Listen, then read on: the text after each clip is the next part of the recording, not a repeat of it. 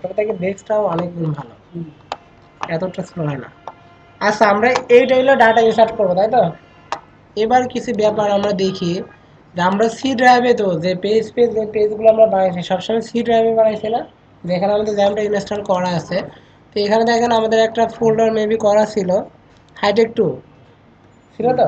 এখানে আমাদের আগে থেকে কিছু পেজ বানানো ছিল, এই পেজগুলো আমাদের আর দরকার নাই, এই পেজগুলো আমাদের দরকার নাই। তো সেক্ষেত্রে দেখেন আমি একটা কাজ করতে পারি, যে এখানে আমরা একটা ফোল্ডার বানাই, একটা ফোল্ডার বানাইতে পারি, অথবা ফোল্ডার না বানাই আগে একটা পেজ বানাই। যে আমরা কোন টেবিলে ডাটা ইনসার্ট করবো তাই বলেন? কান্ট্রি নামক টেবিল, টেবিলটা আবার একটু ভালো করে দেখে আসেন।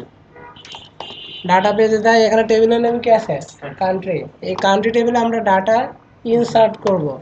এখন ডাটা ইনসার্ট করলে কি যে আগে তো আমার পেজ লাগবে, পেজ ছাড়া তো আমি ডাটা ইনসার্ট করতে পারবো না, কারণ আমি ওয়েব পেজ থেকে ডাটা ইনসার্ট করব। তো সেই ক্ষেত্রে দেখেন আমরা একটা পেজ বানাইতে পারি, যে হাইটেক টু এই ফোল্ডারের মধ্যে,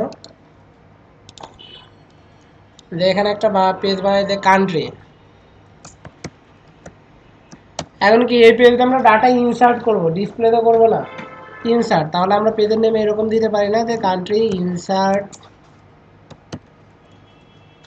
ডট পিএইচপি দিতে পারি? ওয়ালাইকুম আসসালাম। আমরা একটা পেজ বানাইছি দেখেন, কান্ট্রি ইনসার্ট।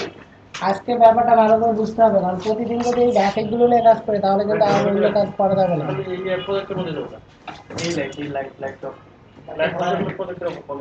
এটা তো একই লাইন, হ্যাঁ এটা অফ করা যাবে না, এটা অফ করলে প্রজেক্টটা হবে না।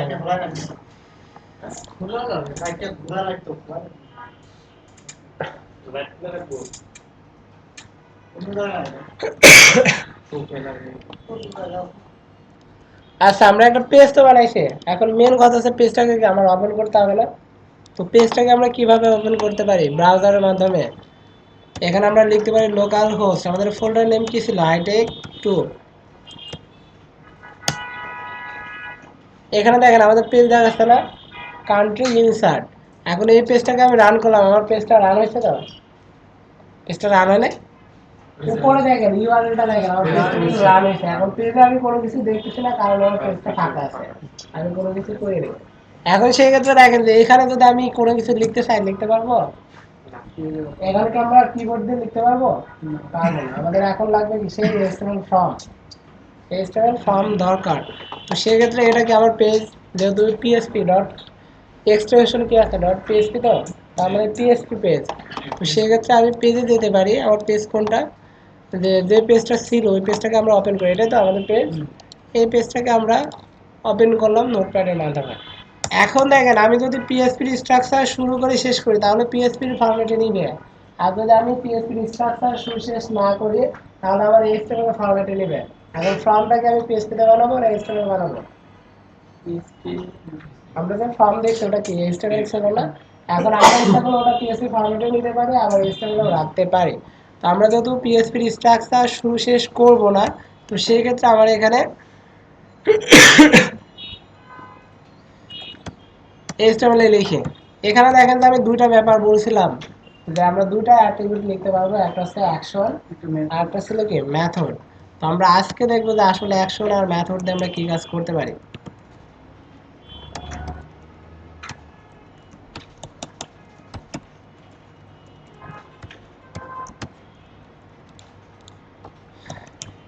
ঠিক আছে, ফর্মটা শুরু শেষ করছি। এরপর কি আছে, যে আমরা যে কান্ট্রির নেমটা নিব, টোটাল কান্ট্রিটা তো আর ইনপুট নিতে পারবো না, কান্ট্রির নেমটা ইনপুট নিব। তো সেই ক্ষেত্রে দেখেন নেম নেওয়ার জন্য আমার একটা ইনপুট ট্যাগ লাগবে না? ইনপুট ট্যাগ স্যারকে আমি নিতে পারবো? যদি মনে করেন স্যার আমি ফর্ম ট্যাগ শুরু শেষ করছি, তা আমি এখানে ট্রাই করে দেখি, চেষ্টা করতে তো আর দোষ নাই, তাই না?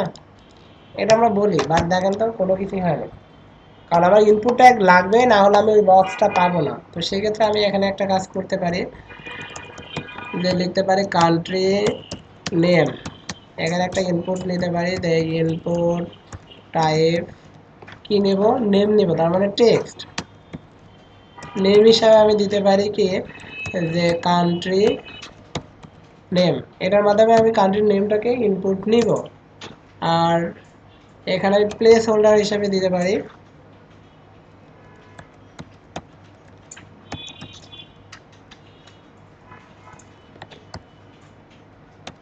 টাইপ ইওর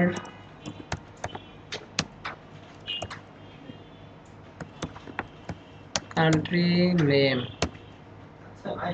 বলেন। এখানে কান্ট্রি নেম, এখানে এটা কি যে ডাটা বেসের সাথে কি সেম? এখন আমরা সেল না দিলেও চলবে, কিন্তু আমরা যখন বড় ধরনের কাজ করবো তখন এই দুটা সেল নেবে, তাহলে অনেক শর্টকাট কাজ করা যাবে। আমরা তো প্রাথমিক অবস্থায় আছে, এখন যা খুশি একটা দেন। এখন আমি যদি বলি যে এখানে আপনি সেল দেন, তাহলে আপনি এতটুকু শিখলে এখানে সবসময় সেমই দিতে হবে। আসলে সেল না দিলে আমরা কাজ করতে পারবো, কিন্তু যদি সেল দিই তাহলে আরো শর্টকাট কিছু করা যায়। তা আমরা যেহেতু ছোট টেবিল নিয়েই কাজ করতেছি, এখানে তো শর্টকাট করার কোনো বিষয় নাই। আমার বড় টেবিল যদি হইতো যে 10টা 20টা কলাম আছে, সেক্ষেত্রে আমি এটাকে শর্ট করে চিন্তা ভাবনা করতাম।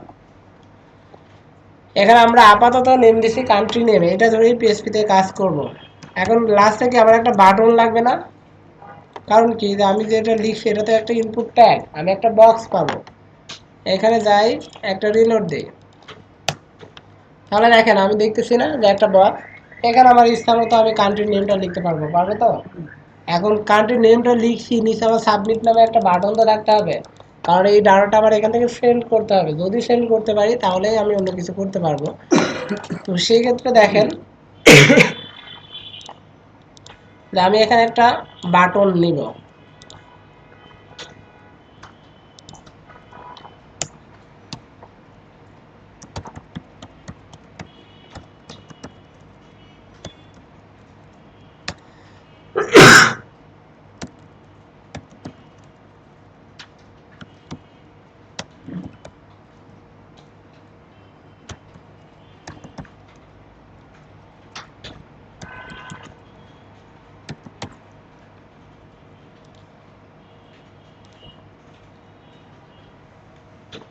দেখেন এই জিনিসগুলো আমি আপনাদের আগে দেখাইছি, এ পর্যন্ত যা লিখছি এটা সবার পরিচিত, অপরিচিত কোনো কিছু দেখে নেই।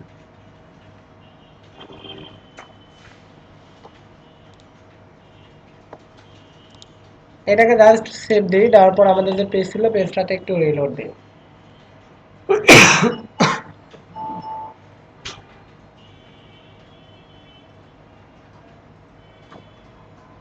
এটা লেখা কমপ্লিট করেন দ্রুত।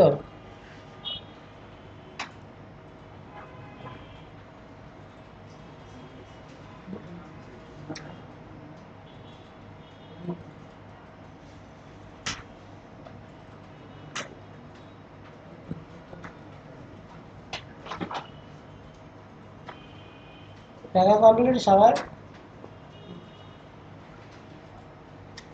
এই স্টেপেল এটা তো সবাই দেখে লেখার কথা না, এটা কারোর বোর্ডের দিকে তাকানোর কথা ছিল না। তারপর অনেকে দেখলাম দেখে দেখে লিখতেছেন ভালো, তো কতটুকু প্র্যাকটিস করতেছেন তা বোঝা যাচ্ছে। আচ্ছা, স্টল একটা ফর্ম তো বানাইতে পারছি। এখন আমার দায়িত্ব আপনাদের দেখানো, আপনারা যদি নিজেরা প্র্যাকটিস না করেন বুঝতে পারবেন যে এতদিন তো জটিল কোনো কাজ ছিল না। আসছেন, আধা ঘন্টা 1 ঘন্টা ক্লাস দিছি, গল্প করছি, চলে গেছেন, কোনো ব্যাপার না। কিন্তু আজ থেকে একটু বুঝবেন যে ঝামেলা কাকে বলে, কত প্রকার কি কি। আচ্ছা, আমরা একটা ফর্ম তো বানাইতে পারছি, ফর্ম। এখন এইটাকে আমি সুন্দর করে একটু বড় করবো, সাজাবো। কিভাবে সাজাবেন আপনারা জানেন, আমি কিছু জানি না, কারণ সিএসএস আমি শিখাইছি। যে আমি এটাকে একটু ডিজাইন করতে পারবো। এখন ডিজাইনের ব্যাপারটা আমরা প্রথম দিনে ডিজাইনে না যাই, আপাতত এই বেসিকগুলো নিয়ে আলোচনা করি। তো এখানে দেখেন যে আমি একটা নেম লিখবো না, বাংলাদেশ লিখে যখন সাবমিট বাটনে ক্লিক করবো তখন এই টেক্সটটা সেভ করতে হবে কিসে, আমার ওই ডাটা বেজে। এখন আমার ডাটা বেজের যদি এইটা সেভ করতে চাই তাহলে মেন কাজটা কি, যে এখান থেকে আমার এই ডাটাটা সেন্ড করতে হবে, তারপরে আমি অন্য কাজ করতে পারবো। তো এখানে দেখেন তো দুইটা বিষয় ছিল, আমরা বলছিলাম যে এটা আমরা পরে দেখবো, তাই তো? তো এখানে আমরা মেথডের মধ্যে লিখতে পারি, একটা হচ্ছে গেট আর একটা হচ্ছে পোস্ট। এখন গেট কেন লিখবো, পোস্ট কেন লিখবো, এটা আসি। তার আগে আপাতত আমরা এখানে একটু পোস্ট দিয়ে রাখলাম, আগে অ্যাকশনটা দেখি, তারপর আমরা মেথডটা দেখবো। তো এখানে দেখেন যে আমি যে ডাটাটা সেন্ড করব, আমি যে ডাটাটা এখান থেকে সেন্ড করব, আমি যদি মনে করি যে আমি যখনই এখানে ক্লিক করব, যে সাবমিট বাটনে ক্লিক করার পরে আমার এই ডাটাটা, যে ডাটাটা আমি এখান থেকে সেন্ড করতেছি, সেই ডাটাটা আমার এই পেজেই থাকবে। আমি এই পেজেই রাখবো, এখান থেকে রিসিভ করে আমি সরাসরি ডাটা বেজে দিয়ে দিব। যদি এরকম কিছু করতে চাই তাহলে আমাদের অ্যাকশনটাকে আমরা ফাঁকা রাখতে পারি, যে এটা ফাঁকাই থাকবে। যদি অ্যাকশনের মতো আমি কোনো কিছু না লিখি, এর মানে হচ্ছে যে আমি এই ফর্মের মাধ্যমে যে ডাটাটা সেন্ড করতেছি সেটা ডিফল্ট আমার এই পেজেই থাকবে। এই পেজ থেকে আবার রিসিভ করে আবার ডাটাটাকে সেভ করতে হবে। এখন আমি যদি এখানে বলে দিই যে check.php, এর মানে কি যে যখন আমরা সাবমিট বাটনে ক্লিক করব তখন এখানে যে ডাটাটা আছে, আমরা যে ডাটাটা লিখবো সেই ডাটাটা সেন্ড হবে এই পেজে। এখন মেন কথা, যে মুখের কথা কে বিশ্বাস করে, আমরা দেখতে চাই। তো check.php নামে কি আমাদের কোনো পেজ আছে? নাই। তাহলে আগে পেজটা আমাদের বানাইতে হবে। আমি নেমটাকে কপি করে নিলাম, এখানে একটা পেজ বানাই আগে। এখানে আমরা একটা পেজ বানাই, পেজের নেম দিলাম check.php। এখন মেন কথা যে আমরা কিভাবে বুঝবো যে আপনি ডাটাটা আসলে ওই পেজে গেছে? আমরা এখান থেকে ডাটাটা সেন্ড করতেছি, তাই না? কোন পেজে সেন্ড করতেছি? check.php। এখন ওই পেজে যদি আমি এই ডাটাটাকে রিসিভ করতে পারি তাহলে আমি বুঝতে পারবো যে ডাটাটা সেন্ড হয়েছে এখান থেকে। তো সেক্ষেত্রে ডাটাবেসে হবে না, ডাটাবেস পর্যন্ত আমরা এখনো যাইনি। শুধু ডাটাবেস না, আপনি যদি মনে করেন এসএমএস আকারে আমার মোবাইলে নিয়ে আসবো, সেটাও আনা যায়। ঠিক আছে? আচ্ছা, আমাদের যে চেক নামে যে পেজ আছে এই পেজটাতে আমরা একটু রিসিভ করি, তাহলে ব্যাপারটা বুঝতে পারবো।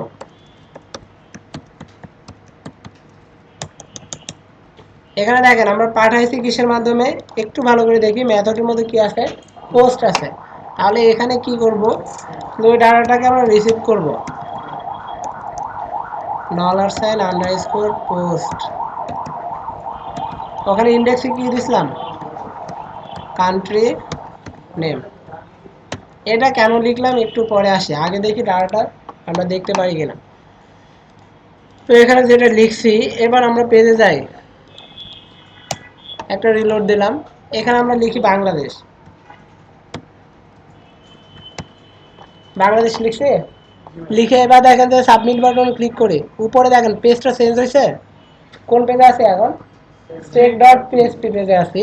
আর এখন আমরা সেই আউটপুটটা দেখতে পারিনি, যে আমরা বক্সের মধ্যে যেটা লিখছিলাম সেটা তো দেখতে পাচ্ছি। এখন মেন কথা হচ্ছে যে আমরা এখানে যে অ্যাকশন নামে যে অ্যাট্রিবিউটটা পাচ্ছি, আমাদের এরকম দরকার হতে পারে যে আমার এই পেজে যে ডাটাটা আছে সেই ডাটাটা আমার অন্য পেজে পাঠাইতে হবে। তো যদি আমার এক পেজ থেকে আর এক পেজে ডাটা পাঠানোর দরকার হয় এবং আমার মেথডের মধ্যে যদি পোস্ট থেকে থাকে, তাহলে আমি এইভাবে যে যে পেজে ডাটাটা পাঠাবো সরাসরি সেই পেজের নেমটা আমি দিয়ে দিতে পারি। যদি আমরা এখানে পেজের নেম দিয়ে থাকি তাহলে দেখেন যে আমি যখনই সাবমিট বাটনে ক্লিক করব তখন এই ফর্মের মধ্যে যে ডাটাটা আছে সেই ডাটাটা সেন্ড হবে কোন পেজে, আমি এখানে যে পেজের নেমটা দিয়ে রাখবো সেই পেজে।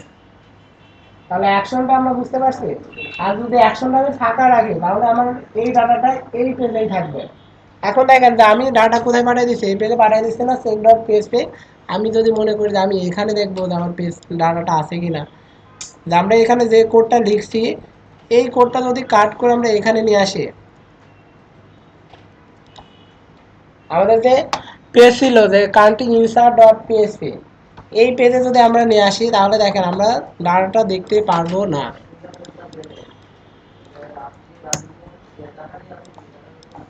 এখানে ইউরো দেশে কোনো ব্যাপার না, আমি এখানে আগে ডাটাটা লিখে বাংলাদেশ লিখলাম, সাবমিট বাটনে ক্লিক। এখন দেখেন যে বাংলাদেশ কোন পেজে দেখাচ্ছে, check.php। এখন কেন দেখাচ্ছে, আমি তো কোড তো ওখান থেকে নিয়ে আসছে কিন্তু সেভ করিনি। এবার সেভ দিলাম, দেখেন আর ডাটাটা ওখানে দেখাবে না।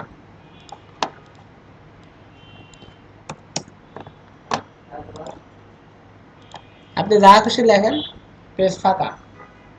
কারণ আপনি ডাটা পাঠাচ্ছেন কোন পেজে, check.php পেজে, আর আপনি রিসিভ করতেছেন কান্ট্রি ইনসার্ট পেজে। ডাটা দেখতে পারবেন, আপনার যে পেজে ডাটা পাঠাবেন আপনি সেই পেজ থেকে ডাটাটা রিসিভ করতে পারবেন। এখন আপনি যদি মনে করেন আমি ওনাকে কল দেব, এখন আপনি ওনাকে কল দিচ্ছেন, আমি যদি আমার ফোন রিসিভ করবো সেটা কি লাভ হবে? কাজ হবে না কিন্তু। তো আপনি যে পেজে ডাটা পাঠাবেন ঠিক সেই পেজ থেকে ডাটাটা আপনি রিসিভ করতে পারবেন। এখন আপনার যদি এরকম দরকার হয় যে আমি এখানে ডাটা পাঠাবো, এখান থেকে যে কোনো পেজে ইউজ করবো, সেটা পরের ব্যাপার। কারণ আমরা এখনো মেন কাজটাই করিনি, আমরা এখনো ওয়েবসাইটে যে মেন কাজ সেটাই করিনি। তো আমরা অ্যাকশনটা মোটামুটি বুঝতে পারছি। যে আমরা যদি এখানে কোনো পেজের নেম লিখে রাখি তাহলে ডাটাটা সেই পেজেই সেন্ড হবে এবং সেখান থেকে আমাদের রিসিভ করতে হবে। এতটুকু তো ক্লিয়ার? তো এতটুকু যদি ক্লিয়ার হয় তাহলে দেখেন যে এখানে আমরা মেথডের মধ্যে কি লিখছি, পোস্ট। এখন আমি বলছিলাম যে এর মধ্যে আমরা দুইটা জিনিস লিখতে পারি, একটা হচ্ছে গেট আর একটা হচ্ছে পোস্ট। এই যে গেট পোস্ট আমরা লিখতেছি এগুলো হচ্ছে মাধ্যম। আমি যে ডাটাটা পাঠাবো আমার একটা মাধ্যম লাগবে না? মাধ্যম ছাড়া কি আমি ডাটা পাঠাতে পারবো? এখন সেক্ষেত্রে দেখেন যে এখানে গেট আর পোস্ট এই দুটাই হচ্ছে মাধ্যম। আমি পোস্টের মাধ্যমে ডাটা পাঠাইতে পারি, আবার গেটের মাধ্যমে ডাটা পাঠাইতে পারি। এখানে ফার্স্ট আমরা গেটটা দেখি যে আমি যদি গেটের মাধ্যমে ডাটা পাঠাই, তাহলে দেখেন যে এখানে পাঠালাম, দিলাম কি যে গেট। মেথডের মধ্যে আমরা দুটো জিনিস লিখতে পারবো, একটা হচ্ছে পোস্ট আর একটা হচ্ছে গেট। এখন পোস্ট গেট দিয়ে আমরা কি কাজ করি, যে এটা একটা মাধ্যম, এর মাধ্যমে আমি ডাটাটা সেন্ড করতে পারি। তো আমরা ফার্স্টে যদি গেটটা দিয়ে দেখি, তো এখানে পাঠাচ্ছি কিসের মাধ্যমে, গেটের মাধ্যমে। তো সেই ক্ষেত্রে দেখেন যে এখানে যাই, আমাদের যে পেজ ছিল এই পেজে আসি, এখানে আমরা কিছু ডাটা লিখতে পারবো না, এখানে লিখলাম বাংলাদেশ। ঠিক আছে, বাংলাদেশ লিখছি, এটাকে একটু নিচে আনি। আর আমরা আউটপুটে কোনো কিছু দেখতে পারবো না, কিন্তু ইউআরএলটা খেয়াল রাখবেন, যা দেখবো সব এই ইউআরএল এ দেখবো। ঠিক আছে, এখন কি আছে তাই দেখেন তো, যে কার্ডটি ইনসার্ট ডট পিএইচপি, এরপরে কোনো কিছু আছে নেই। এখন মেন সমস্যা হচ্ছে যে আমি যদি এখানে সাবমিট বাটনে ক্লিক করি, তাহলে দেখেন যে আমার পেজে আউটপুট কোনো কিছু দেখাচ্ছে না, কিন্তু ইউআরএল চেঞ্জ হয়েছে না। ইউআরএল এ কিন্তু আপনার বাটনের নেম দেখাচ্ছে, এখানে দেখেন যে কান্ট্রি নেম। এই কান্ট্রি নেমটা কোনটা, আমি যে ইনপুট ট্যাগ দিয়েছি, ইনপুট ট্যাগের একটা নেম দিছি না, সেটা কি ছিল, কান্ট্রি নেম। সেই কান্ট্রি নেম ইকুয়াল বাংলাদেশ, যে আপনার কান্ট্রি নেম নামক একটা ইনপুট ট্যাগ আছে, তার মধ্যে আপনার ডাটা আছে বাংলাদেশ। তারপর দেখেন যে আপনি বাটন বিটিএন নামক একটা সাবমিট বাটনে ক্লিক করছেন, আপনার টোটালটা এখানে দেখাচ্ছে না, দেখাচ্ছে তো। এখন মেন ব্যাপারটাই আমরা আসি, যে দেখাচ্ছে তাতে আমার কি, ডাটা দেখাচ্ছে, প্রোগ্রাম দেখাচ্ছে, আমার কি। তো সেই ক্ষেত্রে আমরা আবার একটু পেজে যাই, আর এখানে একটা কাজ করে আসি, যে আমরা গেটের মাধ্যমে পাঠাচ্ছি তাই তো, তাহলে আমাদের এখানে রিসিপ্টটাও কি গেটের মাধ্যমে করতে হবে। তো আমরা আপাতত এখানে কিছু একটা লিখে রাখি, যে প্রিন্ট $_ get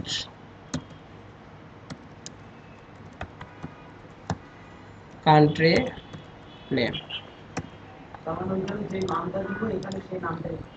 হ্যাঁ, এই ব্যাপারে আমরা আসবো, সমস্যা নেই। আগে সুবিধাটা দেখি, যে গেটের সুবিধা কি, অসুবিধা কি, পোস্টের সুবিধা কি, অসুবিধা কি। কারণ এই দুটো যদি সুবিধা অসুবিধা বুঝি, তাহলে আমি ওয়েবসাইটে কাজ করার সময় কোথায় আমার গেট ইউজ করতে হবে, কোথায় পোস্ট ইউজ করতে হবে, এটা আমি বুঝতে পারবো, কারো হেল্প নেওয়া লাগবে না। এখন দেখেন আবার প্রথম থেকে, যে আমাদের কান্ট্রি ইনসার্ট নামে একটা পেজ আছে, এরপরে আর কোনো কিছু আছে নাই। এখন আমি আবার লিখলাম বাংলাদেশি, লিখি বাংলাদেশ। ঠিক আছে, এবার আমি সাবমিট বাটনে ক্লিক করি, ইউআরএল যাই হোক, আমি আউটপুট তো দেখতে পাচ্ছি বাংলাদেশ, পারছি তো। এখন দেখেন যে আমি যে ডাটাটা পাঠাইছি সেই ডাটাটা তো আমার ইউআরএল এ দেখা যাচ্ছে, দেখা যাচ্ছে না ইউআরএল এ। এখন ইউআরএল এ দেখা গেলে আমাদের প্রবলেমটা কি, প্রথম সমস্যা, যে আমি যদি একটা ওয়েবসাইট বানাই, এখানে তো শুধু একটা ডাটা বানাইছি, যদি আমি 10টা ডাটা বানাইতাম তাহলে আমার ওয়েবসাইটের ইউআরএল কত বড় হইতো, অনেক বড় হতো না। এখন অনেক বড় একটা ওয়েবসাইটের ইউআরএল আছে, এটা কি এসইও ফ্রেন্ডলি হবে, হবে না। আর দ্বিতীয় সমস্যা কি, এটা সিকিউরিটি থাকবে না। আর আপনি যে ডাটা পাঠাচ্ছেন, আমি তো ইউআরএল দেখেই ফেলতেছি যে আপনি এই জিনিস পাঠাইছেন। এখন মেন সমস্যা, স্যার আপনি দেখে কি করবেন, দেখছেন ভালো কথা, আবার কি করতেছেন, ক্ষতি তো আর করেন নাই। ক্ষতিটা কি করতে পারি, এখানে দেখেন, এই যে আপনি এখানে বাংলাদেশ লিখছেন না, যে কান্ট্রি নেম ইকুয়াল বাংলাদেশ আছে তো, আমি যদি মনে করি যে আপনার ফর্ম কোথায় আছে আমি জানি না, এই বাংলাদেশ বাদ দিব, বাদ দিয়ে এখানে লিখবে ইন্ডিয়া, ইন্ডিয়া লিখছি তো, দেখেন উপরে ইউআরএল ইন্ডিয়া লিখছি, এবার ইন্টার দিই, আপনার আউটপুট সেলস, আমি ইউআরএল সেলস করে দিছি, আপনার আউটপুট সেল। এখন আপনি যদি এরকম একটা রেজিস্ট্রেশন ফর্ম বানান, তো সেই ইউজার নেম পাসওয়ার্ড জানো কেন না জানো, অটোমেটিক লগ ইন করবে, কারণ এখান থেকেও সে কোর্স চেঞ্জ করে দেয়, লগ ইন করে চলে যাবে, আপনি আটকাইতে পারবেন না। তো সেই ক্ষেত্রে আমরা এতটুকু বুঝতে পারবো, যে আমরা যদি গেট ইউজ করি, এখানে মাধ্যম হিসেবে যদি গেট ইউজ করি, তাহলে আমাদের যে ডাটাগুলো সেন্ড হবে সেগুলো ইউআরএল এ দেখা যাবে, কারণ গেট ডাটাটা ওই ইউআরএল এর মাধ্যমেই সেন্ড করে। ঠিক আছে, এখন আমার সিকিউরিটি লেভেলের যে কাজগুলো আছে সেখানে কি আমি গেট ইউজ করতে পারবো? গেট ইউজ করতে পারবো না। তো সেক্ষেত্রে আমরা ইউজ করতে পারি পোস্ট। যদি আমি পোস্ট ইউজ করি তাহলে দেখেন যে এই ডাটাগুলো ইউআরএল এর মাধ্যমে সেন্ড হয় না, মানে আমরা যে ডাটাগুলো পাঠাচ্ছি এগুলো কখনোই আপনি ইউআরএল এ দেখতেও পারবেন না। তো এখানে দেখেন আমরা যদি গেটের পরিবর্তে ইউজ করি পোস্ট, তাহলে এখানে পাঠাচ্ছি কিসের মাধ্যমে? পোস্টের মাধ্যমে। তো আমার এখানে রিসিভ কিসের মাধ্যমে করতে হবে? অবশ্যই পোস্টের মাধ্যমেই রিসিভ করতে হবে। ঠিক আছে, তো আমরা আবার আমাদের যে পেজ ছিল পেজে যাই।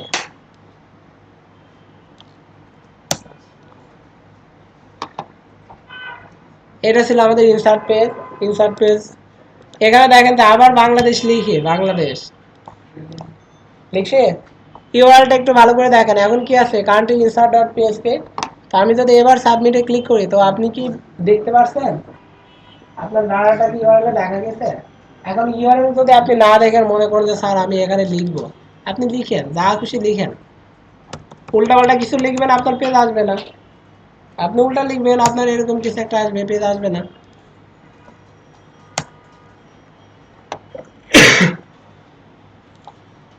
এখানে যদি আমরা উল্টাপাল্টা কিছু লিখি তাহলে আমাদের পেজটা আসবে না, মানে আপনার ওয়েবসাইট আপনি দেখবেন না। এখন আপনি ভুল লিখবেন আপনার ওয়েবসাইট দেখবেন না, সেটাই তো আমাদের না। এখন মেন কথা হচ্ছে যে আমাদের সিকিউরিটি লেভেলে যে কাজগুলো আছে যেরকম log in form, registration form, তারপর আমার ডাটা এডিট ডিলেট, এই কাজগুলো সবসময় আমরা পোস্টের মাধ্যমে করে থাকি। যদি আমি পোস্টের মাধ্যমে কাজ করে থাকি তাহলে আমার ডাটাটার একটা সিকিউরিটি থাকবে, ডাটাটাকে কেউ দেখতে পারবে না বা এগুলো নিয়ে কোনো কিছু করতেও পারবে না। আর যদি গেটের মাধ্যমে আমরা কাজ করি তাহলে ডাটাটা আমরা ইউআরএল এ দেখতে পারবো। তবে পোস্ট নিয়ে কাজ করলে এখানে কিছু প্রবলেম আছে, যে এটা একটু স্লো কাজ করে। যে গেটটা যত দ্রুত কাজ করে পোস্টটা অত দ্রুত কাজ করে না, ওটা থেকে একটু স্লো। তবে স্লো হলেও আমরা এটা ইউজ করি কারণ আমার ডাটাটা একটা সিকিউরিটি থাকে, সিকিউরিটির জন্য আমরা পোস্টে ইউজ করে থাকি। গেটটাও আমরা ইউজ করব, যে আমরা যদি একটা পেজ বানাই নর্মালি, এখানে দেখেন আমার একটা পেজ নিয়ে আমি কাজ করতেছি।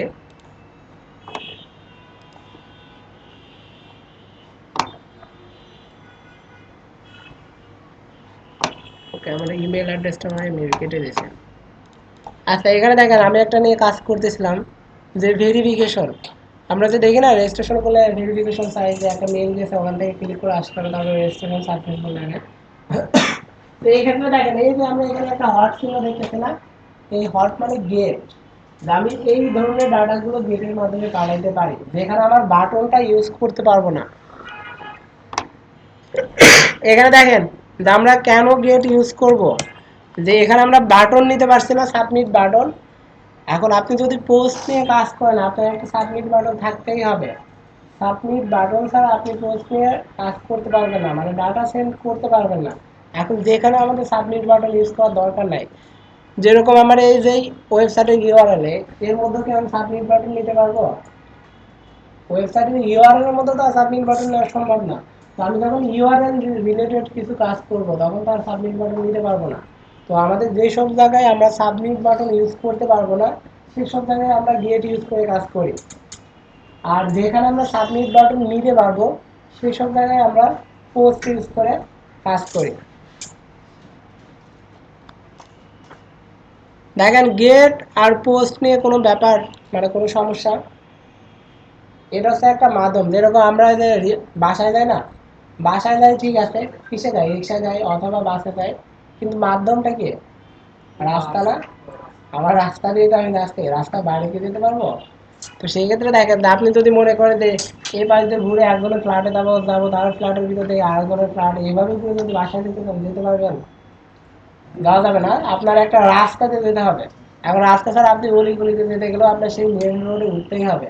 তো আমাদের এখানে যে গেট আর পোস্ট আছে এটা এরকম একটা রাস্তা জাতীয় আপনি, যে একটা মাধ্যম, এর মধ্য থেকে আমি যাব। এরপরে বিষয় আসছে যে আমি হেঁটে যাব, রিক্সায় যাব না বাসে যাব। তো এখানে দেখেন যে আমাদের কিছু ব্যাপার ছিল, যে আমরা এখানে একটা নেম দিছি। নেমটা কেন দিছি? এই যে নেম নামক অ্যাট্রিবিউটটা ইউজ করছি, এটা কেন করছে? যে আমার একটা রাস্তা আছে, রাস্তাটা হচ্ছে পোস্ট, যে পোস্টের মাধ্যমে সে যাবে, কিন্তু আমার একাধিক ডাটা যেতে পারে না। এখন আপনারা যে তিনজন যান, তিনজনই কি এক জায়গায় যাবেন? তিনজনের বাসা অবশ্যই 3 টাকায়। এখন এখানে দেখেন যে আমরা ডাটা পাঠাইছি কয়টা, একটা একটা ডাটা পাঠাইছি। তো এখন যদি পোস্টটা এরকম একটা মাধ্যম হয়, আমার ডাটা তো শুধু একটা না 3-4টা পাঠানো দরকার হতে পারে না। এখন দেখেন যে এখানে যদি আমি নেমটা না দিতাম, যে এরকম 3টা ডাটা আমি পাঠাচ্ছি, 3টা ডাটা আমি পোস্টের মাধ্যমে পাঠাচ্ছি, ঠিক আছে। এখন এই ডাটাটা যে পাঠানোর পরে আমার দায়িত্ব শেষ তা তো না, এই ডাটাটাকে আবার রিসিভ করতে হবে, রিসিভ করে আবার এটাকে ডাটাবেসে সেভ তো করতে হবে। এখন দেখেন 3টা ডাটা আছে। এখন 3টা ডাটার জন্য যদি আমি একটা টেবিল বানাই, এরকম আমার 3টা কলাম আছে। আমি চাচ্ছি যে এই ডাটাটা আমি এই কলামে নিব, এই ডাটাটা এই কলামে নিব, এই ডাটাটা এই কলামে নিব।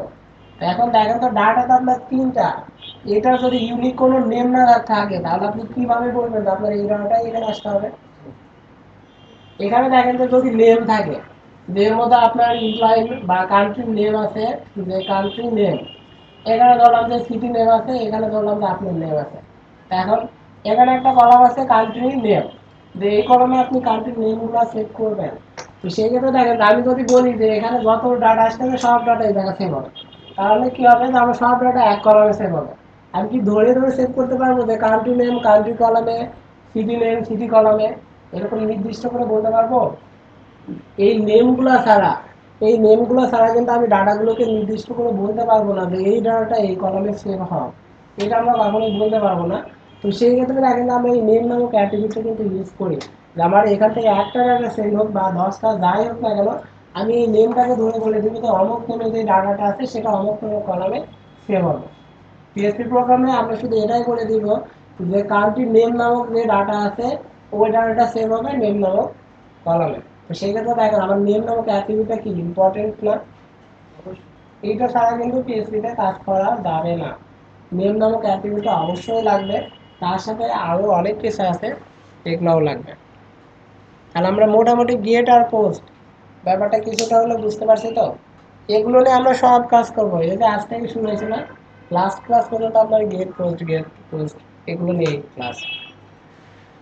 তো এখানে দেখেন যে আমরা যে ডাটাটা করতে পারছি, ডাটাটা পাঠাচ্ছি কোন পেজে, এই পেজে, তাই না? তো আমরা যেহেতু নিয়েই কাজ করবো, যে সরাসরি ডাটা বেজে সেভ করবো, তো আমরা তো এখানে আর একটা পেজ টেনে আনার দরকার নেই, দরকার আছে? তো আমি যেহেতু HTML পেজে ডাটা দেবো, ওই ডাটা আমি সরাসরি ডাটা বেজে সেভ করে দেবো। আবার এই পেজ থেকে sec.php নামক পেজে যাবে, সেখান থেকে আবার ডাটা বেজে নেবো, একটা ঝামেলার বিষয়। তো আমরা একটা কাজ করি, এখানে যে 100-এর মধ্যে যে পেজের নেমটা আছে এটা আমরা বাদ দিই। 100-এর মধ্যে যে পেজের নেম আছে এটা আমাদের দরকার নেই, কারণ আমরা ডাটাটা সরাসরি অন্য কোনো পেজে পাঠাবো না, এই পেজ থেকে আমরা সরাসরি ডাটা পেজে পাঠাবো। তো সেক্ষেত্রে আমি এখানে এটা বাদ দিতে পারি। এখন এটা আছে আমার HTML ফর্ম, যে এখান থেকে আমি ডাটা সেন্ড করব, তাহলে আমার কি কি কাজ আসতে পারে, যে নর্মাল কিছু বিষয় আছে না, যে আমি HTML ফর্ম থেকে ডাটা সেন্ড করতেছি, এই ডাটাটা সেন্ড করতেছি, এই ডাটাটা আমাকে রিসিভ করতে হবে, তারপরে আমি ডাটা বেজে সেভ করতে পারবো। এখন ডাটাটা সেন্ড করার কাজ আমরা বুঝতে পারছি, এখন এটাকে আগে কি করতে হবে, রিসিভ তো করতে হবে। এখন রিসিভ করার পরে তারপরে না আমি ডাটা বেজে সেভ করতে পারবো। তো আমরা এখানে একটু কাজ করি, এই যে ডাটা রিসিভ করব বা ডাটা সেভ করব, এই টোটাল কাজটাই করতে হবে আমাদের পিএসপি কমান্ডে। এইচটিএমএল এ শুধু আমরা এতটুকুই করতে পারবো, একটা ফর্ম বানাতে পারবো, এই ফর্ম থেকে ডাটাটা আমরা সেন্ড করতে পারবো। আর বাকি যে কাজ আছে সব কাজ আমাদের পিএসপিটাই করতে হবে। তো পিএসপি কোডটা ওই একই পেজে আমি উপরের দিকে করলাম, যে নিচে আমার এইচটিএমএল আসতে থাক, উপরে আমি পিএসপি কোড নিছি। তো দেখেন যে এখানে যদি আমি ডাটাবেজ নিয়ে কাজ করতে চাই, ফার্স্ট আমার কি কাজ আসতে পারে, যে ডাটা তো আমি এখান থেকে সেন্ড করে দিলাম, ডাটাটা আমার রিসিভ করতে হবে না, ডাটাটা আগে আমার রিসিভ করতে হবে। তো সেই ক্ষেত্রে আমি এখানে ডাটাটা রিসিভ করতে পারি, যে আমি নেম নামক একটা ভেরিয়েবল ডিক্লেয়ার করলাম,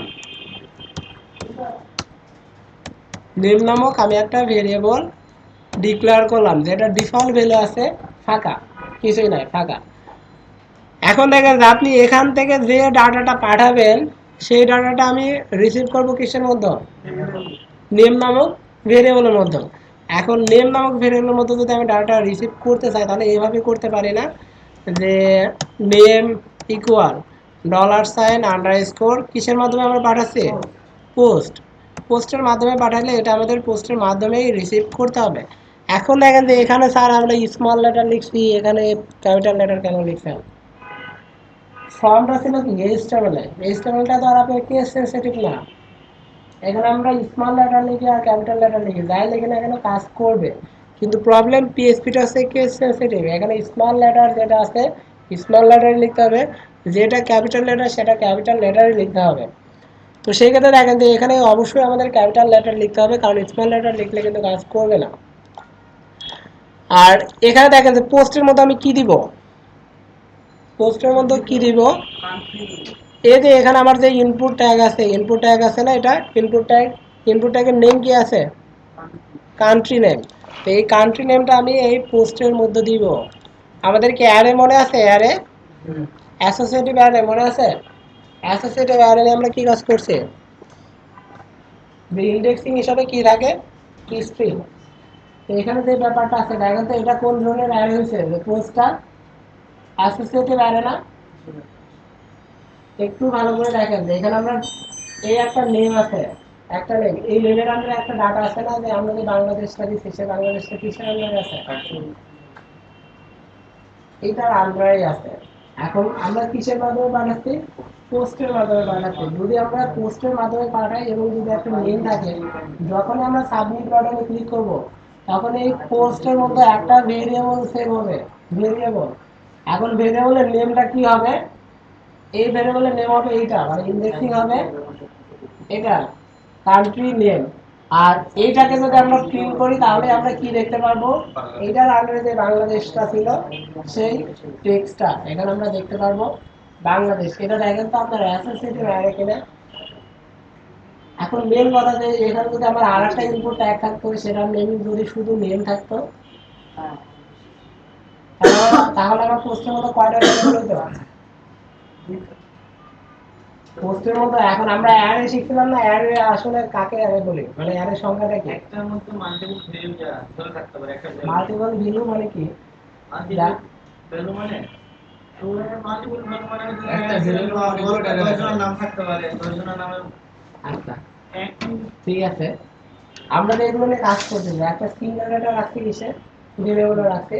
এখন যখন আমরা অ্যারে বানাই, অ্যারেটা কি? যে একাধিক ভেরিয়েবলের সংগ্রহ, যে একটা অ্যারের মধ্যে আমি মাল্টিপল ডাটা রাখতে পারি। এখন এই যে অ্যারে বানাচ্ছি, অ্যারের মধ্যে যদি আমি একটা ইন্ডেক্সিং দিচ্ছি, এটা কিন্তু একটা ভেরিয়েবল হিসাবে কাজ করে। যে আমার এটা একটা মেমোরি স্পেস, এর মধ্যে একটা টেক্সট বা একটা ডাটা সেভ করা আছে। তো সেক্ষেত্রে দেখেন যে আমার যদি এরকম ইনপুট ট্যাগ 3টা 4টা 5টা হয়, তাহলে এখানে যতগুলো নেম থাকবে সেই নেমের এরকম কিছু একটা তৈরি হবে, যে এখানে তো লাগবে ওই ইন্ডেক্সিংটা নেম। আমার এখন যদি আমরা ধরি যে দুইটা আছে, যে এই একটা ইনপুট ট্যাগ, নিচে ধরলাম যে আর একটা ইনপুট ট্যাগ আছে, তাহলে আমার পোস্ট কয়টা হবে? দুইটা হবে। ইন্ডেক্সিং একটা হবে কান্ট্রি নেম, আর একটা হবে নেম। এটা হচ্ছে অ্যাসোসিয়েটিভ অ্যারে।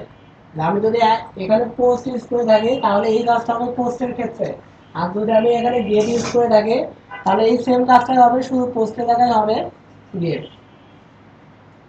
ঠিক আছে? আমি ওই সময় বলছিলাম যে যারা অ্যারেটা বুঝতে পারবেন ভালো, তাদের জন্য এটা খুব ইজি ব্যাপার, কারণ অ্যারেটা আমি আগে দেখেছি। সেই ক্ষেত্রে দেখেন যে এইটার মধ্যে যে ডাটাটা আছে, যে আমি এর মধ্যে যে ডাটাটা পাচ্ছি সেই ডাটাটা আমি কিসের মধ্যে অ্যাসাইন করে নিচ্ছি? নেম নামক ভেরিয়েবলের মধ্যে। এবার আমার ডাটাবেসে সেভ করার জন্য যে কোডগুলো লিখতে হবে সেগুলো আমি লিখলেই ডাটা সেভ করতে পারবো। আমার যে কোডগুলো আছে এগুলো লিখলেই আমি ডাটা সেভ করতে পারবো। তা আমি আপাতত সেভ করি। এখানে দেখেন ডাটাটা, যে ডাটাটা আমরা ফর্মের মাধ্যমে পাঠাচ্ছি এটা আমরা নিছি তো, নেম নামক ভেরিয়েবলে সেভ করে নিছি, তাই না? এখন আমি চাচ্ছি এই ডাটাটা, যে নেম নামক ভেরিয়েবলের মধ্যে যে কান্ট্রির নেমটা আছে এটা আমি সেভ করবো কোথায়? ডাটাবেসে। এখন ডাটাবেসে যদি সেভ করতে চাই, এটা কি ওয়েব পেজ আর ডাটাবেস দুটো দুই জায়গায় আছে না? দুটোর মধ্যে আমার একটা কানেকশন করতে হবে। তো আমি এখানে একটা লিখতে পারি যে MySQL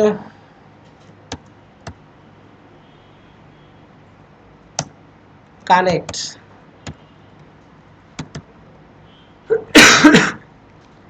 আর এখানে লিখতে পারি যে MySQL সিলেক্ট ডিবি। মানে ডাটাবেসটাকে সিলেক্ট করব। ঠিক আছে, এই দুটো ফাংশনের মাধ্যমে আমি আমার যে ডাটাবেস আছে ডাটাবেসের সাথে কানেক্ট করতে পারবো। যদিও আমরা বলেন এগুলো কি বিল্ডিং ফাংশন আমরা এটা এসে মাইস্কুয়েল বিল্ডিং ফাংশন, এই ফাংশনগুলো হ্যাঁ ভালো। হ্যাঁ, এটা যখন রান করব মানে নেমের জন্য ফাঁকা সেটটা নেওয়ার কি দরকার ছিল আর কি? এখন একটা ভেরিয়েবল ডিক্লেয়ার না করে কি আমরা ইউজ করতে পারি? নর্মালি রাখলে কি এটা এরর নর্মালি রাখলে আপনার একটা মেসেজ দিবে বা নোটিশ দিবে আনডিফাইন্ড ইন্ডেক্স বা আনডিফাইন্ড ভেরিয়েবল, এরকম কিছু একটা মেসেজ দিবে। আচ্ছা, আমরা এখানে কিন্তু এখনো অবজেক্ট ওরিয়েন্টেড কনসেপ্টে করি নাই। আমরা একদম সাধারণভাবে আগে ডাটা একটা ইনসার্ট করি, তারপরে এইটাকে আমরা কনভার্ট করে অবজেক্ট ওরিয়েন্টেড কনসেপ্টে চলে যাব। তো এখানে দেখেন আমি লিখতে পারি যে আমার যে ডাটাবেস নিয়ে আমি কাজ করতেছি, একটু ভালো করে দেখেন এখানে যে ডাটাবেস নিয়ে আমরা কাজ করতেছি এটার একটা ইউজার নেম আছে, একটা পাসওয়ার্ড আছে, আর এটার একটা নেম আছে, যে সার্ভারের একটা নেম আছে। আমরা কোন সার্ভার নিয়ে কাজ করতেছি? Local server. তো আমরা তো লোকাল সার্ভার নিয়ে কাজ করতেছি। তো আমাদের ফার্স্টে সার্ভারের নেমটা লিখতে হবে, যেরকম লোকাল হোস্ট। ঠিক আছে, ফার্স্টে আমরা লিখবো সার্ভারের নেমটা, আমরা যেহেতু লোকাল সার্ভার নিয়ে কাজ করতেছি আমরা এখানে লিখবো লোকাল হোস্ট, তারপরে কমা দিব, এরপরে লিখবো ইউজার নেম। এখন আমরা যে ডাটাবেস নিয়ে কাজ করতেছি এটার কি কোনো ইউজার নেম আমরা সেট করছি? কোনো ইউজার নেম আমরা করিনি, আমরা সরাসরি ডাটাবেস বানাইছি, টেবিল বানাইছি, দায়িত্ব শেষ। যেহেতু আমরা কোনো ইউজার নেম বানাইনি, এটা ডিফল্ট একটা ইউজার আছে, সেটা হচ্ছে রুট। পাসওয়ার্ডকে আমরা দিছি, দিইনি, তাহলে এখানে আমি এটা ফাঁকা রেখে দিতে পারি যে আমার পাসওয়ার্ডটা ফাঁকা, আমি কোনো পাসওয়ার্ড দিইনি। এখন তাই বলে মনে করি না যে পাসওয়ার্ড যেটা আমি দিলাম এখানে এটা দেওয়ার কি দরকার, বাদ দিয়ে দিই, লাগবে না। এখানে কিন্তু এটা ফাঁকা থাকলে ফাঁকাই দিবেন, কিন্তু না দিলে কিন্তু আবার ইউজার ধরবে, অবশ্যই দিতে হবে। তাহলে ফার্স্টে আমাদের লিখতে হবে সার্ভার নেম, তারপরে ইউজার নেম, এরপরে লিখবো কি পাসওয়ার্ড। লেখার পরে এখানে দেখেন যে আমার এই সার্ভারে, যে আমার যে লোকাল সার্ভার আছে, লোকাল সার্ভারে একাধিক ডাটাবেস থাকতে পারে না। এখন আমি কোন ডাটাবেস নিয়ে কাজ করব? এখানে তো সবগুলো ডাটাবেস নিয়ে তার আমি কাজ করব না, বা সবগুলো ডাটাবেসে আমি ডাটা ইনসার্ট করব না। আমার যে ডাটাবেস আছে এই ডাটাবেসের নেম আমার লাগবে।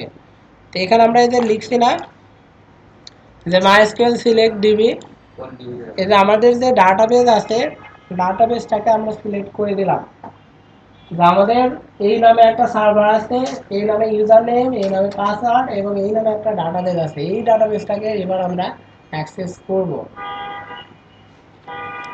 দেখেন এটা লিখতে পারছি।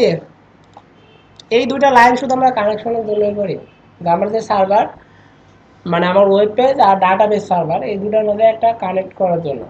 তো আমার কানেকশনের কাজ তো শেষ।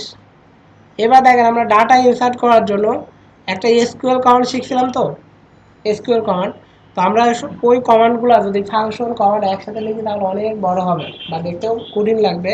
তো আমরা একটা ভেরিয়েবল নেই, নেম দিলাম এসকিউএল, এর মধ্যে আমাদের সেই এসকিউএল কমান্ডটা আমরা সেভ করে রাখবো, আর যেখানে ইউজ করার দরকার সেখানে শুধু আমরা এই ভেরিয়েবলটাকে ইউজ করব।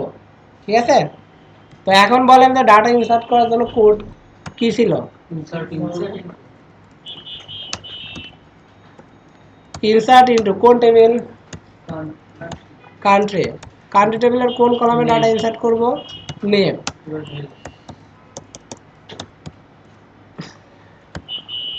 ভ্যালু অথবা ভ্যালু যাই দিই, এর মধ্যে আমার ভ্যালুটা দিতে হবে। তো এখন নেম নামক কলামে ডাটা টাইপ কি ছিল? ভার ক্যারেক্টার। ভার স্টার না, ওটাকে ভার ক্যারেক্টার বলে। ঠিক আছে, ফুল মিনিং এর আপনি শুধু শর্ট মিনিং যেটা আছে এটা বলেছেন, ওটাকে সবাই ভার ক্যারেক্টারই বলে, ভার স্যার আমি এই পর্যন্ত শুনি না।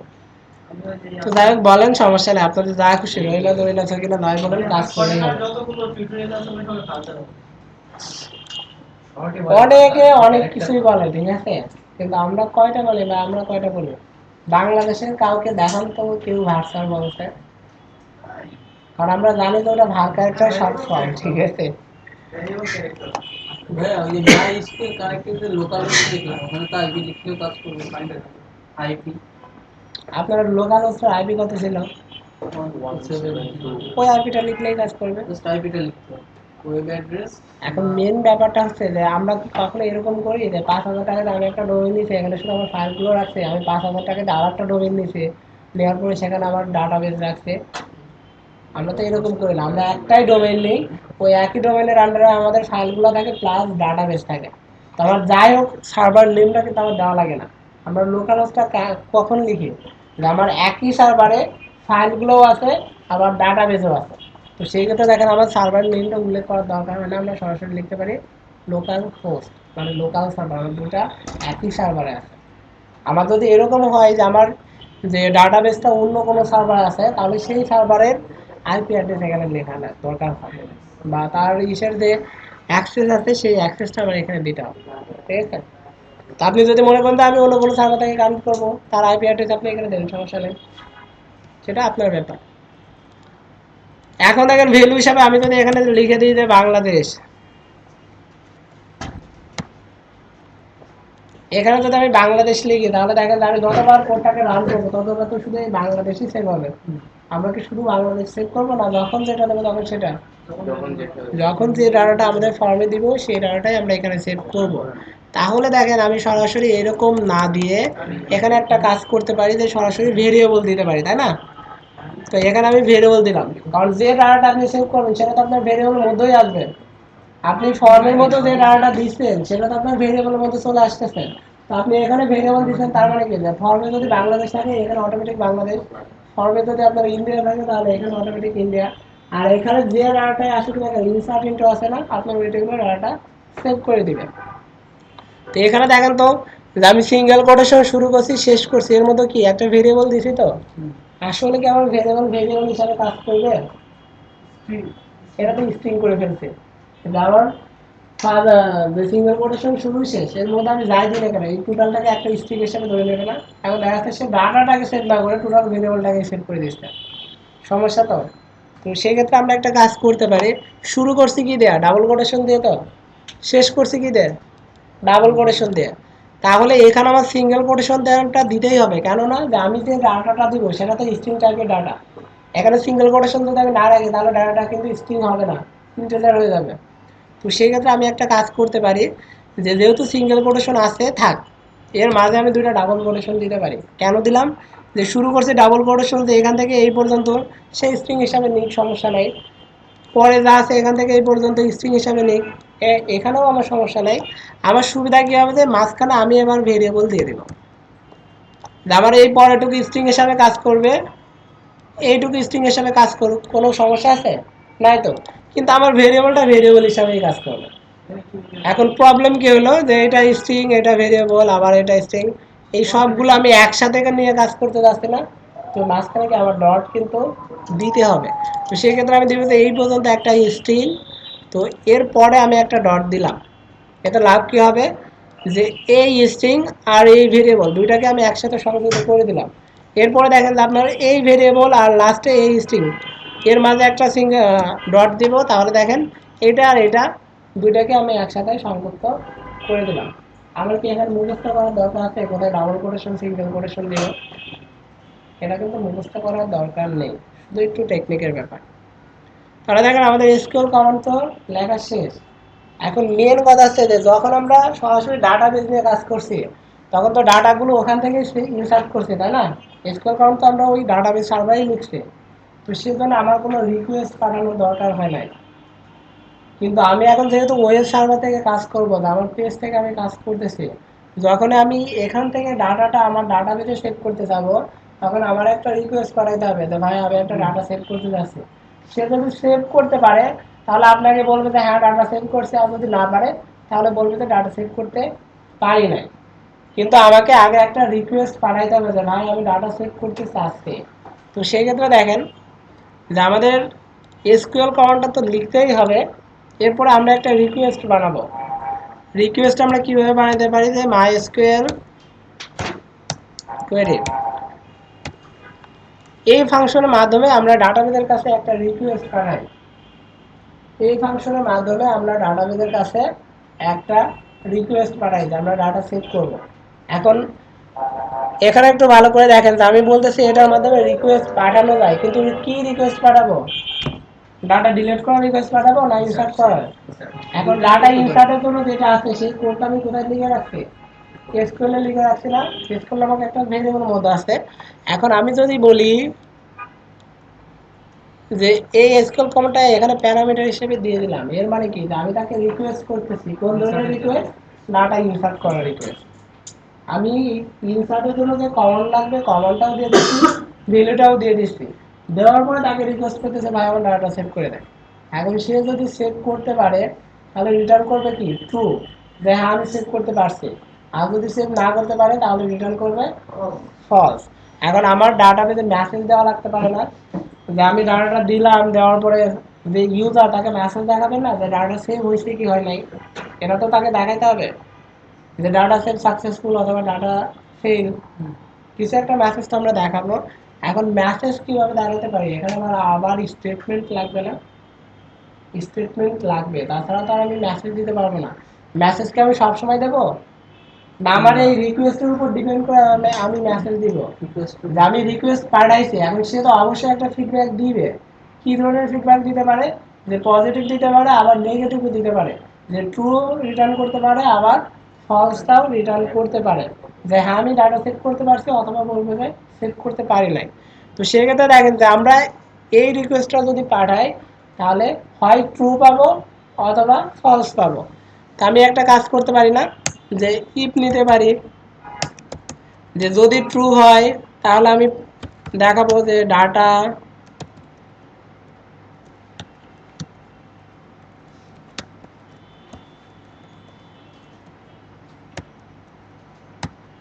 Data saved successfully. আর যদি না হয় তাহলে কি, যে যদি ও ফলস পাঠায় যে হ্যাঁ আমি সেভ করতে পারি নাই, তাহলে আমার মেসেজ দিতে হবে না যে ডাটা সেভ করতে পারি নাই।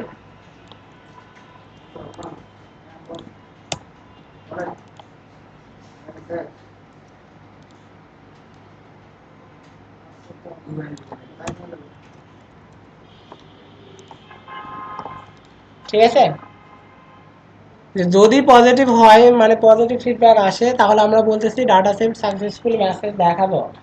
আর যদি নেগেটিভ ফিডব্যাক আসে মানে ও অবশ্যই সেভ করতে পারে না, তবে সেক্ষেত্রে দেখেন আমি বলতে পারি যে ফেল, ডাটা সেভ হয় না। এখন মেন কথা যে এখানে রিকোয়েস্টটা বা কন্ডিশনটা আমরা কি দিব? কন্ডিশন হিসেবে আমরা কি দিব? হুম, এখানে যেটা আছে এটাকে আমরা কন্ডিশনে দিয়ে দিতে পারি। ঠিক আছে, আমরা যে ফাংশনটা লিখছি এটা যখনই কল হবে তখন সে রিটার্ন করবে হয় ট্রু অথবা ফলস। তার মানে এই ফাংশনের পরিবর্তে যদি এখানে ট্রু আসে তাহলে আপনার কোন ব্লকটা কাজ করবে? First block. আর যদি ওখানে ফলস আসে তাহলে আপনার ইউজটা কাজ করবে। তাহলে তো আর এক্সট্রা কোনো কিছু দরকার নাই। তো সেই ক্ষেত্রে দেখেন যে এটাকে যদি আমরা সেভ দিই, এখানে একটু যাই, অনেকগুলো ইরর পাবো আশা করি। এখন দেখেন ডাটা সেভ করে তারপর দেখা যাচ্ছে ডাটা সেভ সাকসেসফুলি। ঠিক আছে, তারপর উপরে একটা মেসেজ দিয়েছে না আনডিফাইন্ড ইন্ডেক্স কন্টিনিউ। যত যাই করুক না কেন আমরা তারপরেও ডাটাটা লিখবো, দেখা যাক কি হয়। বাংলাদেশ লিখছে, লিখে এবার একবার কষ্ট হলে সাবমিট বাটনে ক্লিক করে ওই রোলগুলো চলে গেছে না, যাওয়ার পর দেখেন আপনি মেসেজ দেখতে পাচ্ছেন যে ডাটা সেভ সাকসেসফুলি। মেসেজ দেখেন নাই? বাংলাদেশ তো দেখে, বাংলাদেশ কেন দেখাবে? বাংলাদেশ তো ডাটা বেজে সেভ হয়ে গেছে। আমরা তো এখানে মেসেজ দেখবো যে ডাটা সেভ হয়েছে কিনা। আর বাংলাদেশ তো আমার ডাটা বেজে গেছে, যদিও বিশ্বাস করতেছেন না। এখানে দেখেন কান্ট্রি, কান্ট্রি নামক টেবিলে ক্লিক করেন, এখানে দেখেন দুয়ে আপনার বাংলাদেশ আসছে না, তার মানে আমরা ওখান থেকে যে ডাটাটা দিচ্ছি সেটা এখানে সেভ তো করতে পারছি। এখন মেন প্রবলেমটা দেখেন যে থেকেই গেছে, যে আমরা যদি প্রথমবার এই পেজটাকে ওপেন করি তাহলে সে একবার ইরো দিচ্ছে, যে এখানে আপনার মেসেজটা কি দিচ্ছে আনডিফাইন্ড ইন্ডেক্স কান্ট্রি নেম, কত নাম্বার লাইন? 6 number line. তাহলে আমরা এখানে যাই 6 নাম্বার লাইন কোনটা? এই যে এটা কান্ট্রি নেম, এটা তো ইরো ধরছে। নিচে আমার কানেকশন আছে, এগুলো আছে। এখন দেখেন যতবার আমি পেজ এরকম রিলোড দিব বা এন্টার দিব, এখানে পরিবর্তন তো আমরা দেখতেছি না, দেখতেছি? এখানে কি কোনো পরিবর্তন আমরা দেখতেছি? মেসেজই তো আছে। এবার ডাটা পেতে একটু যায়, দেখেন এখানে পরিবর্তন অবশ্যই দেখতে পারবো। যতবার ইন্টার দিচ্ছি ততবার দেখেন ফাঁকা ইনসার্ট হয়ে গেছে, ফাঁকা ইনসার্ট হয়েছে না? এই পাশে আপনার আইডিটা তো অটোমেটিক বাড়বে ইনক্রিমেন্ট। আর এখানে দেখেন যে আপনি যদি কোনো কিছু না দিয়ে ইন্টার দিচ্ছেন তাহলে কি ও ফাঁকাটাই সেভ করে দিচ্ছে। তো এখানে প্রবলেম কিছু আছে, কি প্রবলেম হতে পারে কোনো আইডিয়া? আচ্ছা, কোডটা এক্সিকিউট হয় উপর থেকে না নিচ থেকে? উপর থেকে, মানে টপ থেকে। তো সেক্ষেত্রে দেখেন যে উপর থেকে দেখতেছে নেম নামক একটা ভেরিয়েবল আছে ফাঁকা, কোনো ব্যাপার না। এখানে এসে দেখতেছে যে পোস্টের মধ্যে কান্ট্রি নেম আছে। আসলে কি পোস্টের মধ্যে কান্ট্রি নেম আছে? পোস্টের মতো কান্ট্রি নেম বাংলাদেশ কোনো কিছুই নাই। এই পোস্টের মতো কখন থাকবে? যখন আমি এই সাবমিট বাটনে ক্লিক করব। এই সাবমিট বাটনে যখন আমি ক্লিক করব তখন পোস্টের মধ্যে ডাটা সেভ হবে। আর যতক্ষণ না আমি এই সাবমিট বাটনে ক্লিক করতেছি তখন পোস্টের মধ্যে কিছুই থাকবে না, পুরো ফাঁকা। তো সেই ক্ষেত্রে দেখেন যে আমার পোস্টের মধ্যে কোনো কিছুই নাই, তারপর আমি বলেছি যে পোস্টের মধ্যে কান্ট্রি নেম নামে কিছু একটা আছে, তার মধ্যে আমার ডাটাও আছে, সেটা আবার আমরা সেভ করে নিয়েছি। আসলে তো পোস্টের মধ্যে কোনো কিছুই নাই। পোস্ট আপনার কাজ করবে কখন দেখেন তো, আপনার একটা ফর্ম আছে না, এই মাধ্যমটা কাজ করবে তখন যখন আপনি এই সাবমিট বাটনে ক্লিক করবেন। তার আগে পোস্টটা ফাঁকা থাকবে, টোটালটাই ফাঁকা। তো সেই ক্ষেত্রে দেখেন তো আমার পেজটাকে যখন আমি ফার্স্টে রান করতেছি, এটা উপর থেকে এক্সিকিউট হতে হতে আসতেছে। এখন এখানে দেখতেছে একটা ভেরিয়েবল ফাঁকা। আমার পেজে একটা ভেরিয়েবল ফাঁকা থাকতেই পারে, এটা কোনো ব্যাপার না। এখানে এসে দেখতেছে যে পোস্ট, পোস্টের মধ্যে কান্ট্রি নেম নামে কিছু আছে। আসলে তো পোস্টের মধ্যে কিছুই নাই। পোস্টের মধ্যে কান্ট্রি নেম নামে কিছু একটা থাকবে কখন? যখন আমি এখানে এই সাবমিট বাটনে ক্লিক করব তখন। বাট আমি যখনই পেজটাকে ওপেন করতেছি দেখেন তো, তখন কি আমি সাবমিট বাটনে ক্লিক করছি? করি না। এখন সাবমিট বাটনে ক্লিক না করেই আমি বলতেছি যে আমার পোস্টের মতো কান্ট্রি নেম নামে কিছু একটা আছে। এই জন্য ইউরো ধরছে যে আনডিফাইন্ড ইন্ডেক্স, যে আপনি এখানে যে ইন্ডেক্সটা দিয়েছেন এই ইন্ডেক্সটা আসলে ডিফাইন করা নেই, বা পোস্টের মধ্যে আপনার এই ইন্ডেক্স নামে কোনো কিছু নেই। এখানে দেখেন একটা মেসেজ দিছে না, যে আনডিফাইন্ড ইন্ডেক্স কান্ট্রি নেম, যে আপনি এখানে যে কান্ট্রি নেম নামে কিছু একটা যে লিখছেন এটা আপনার পোস্টের মধ্যে সে খুঁজে পাচ্ছে না, যার জন্য এই মেসেজটা দিছে।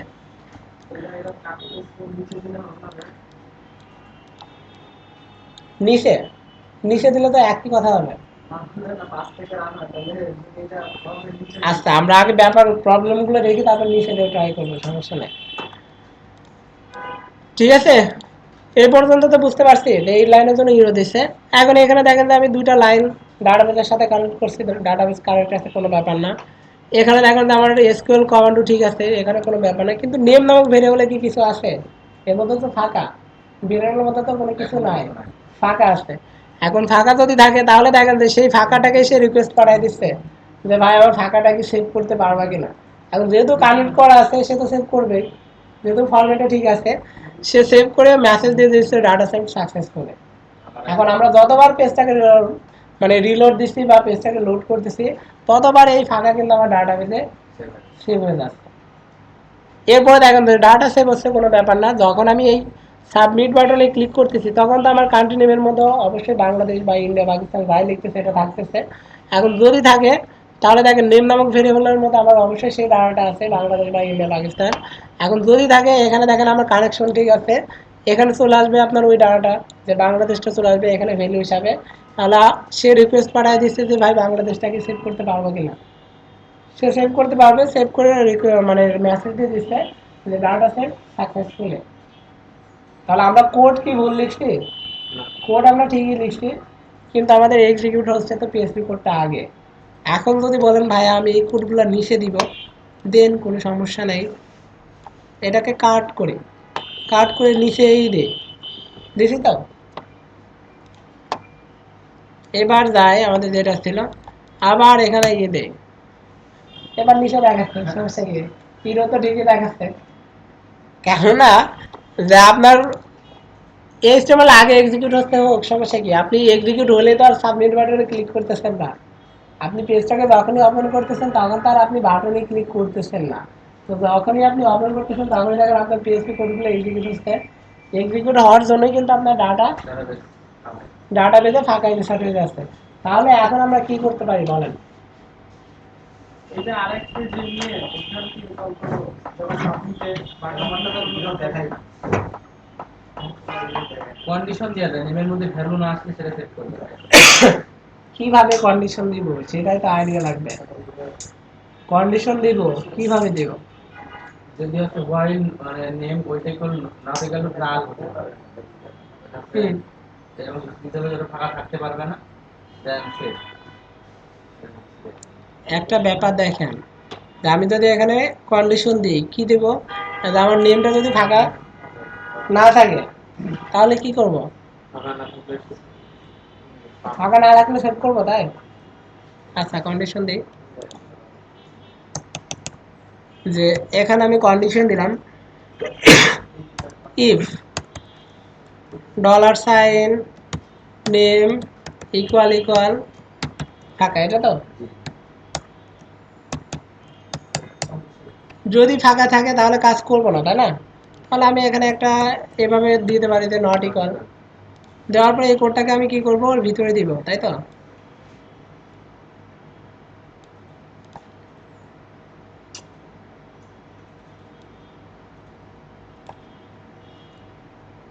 এই টোটাল কোডটা কি আমি এর ভিতরে দিব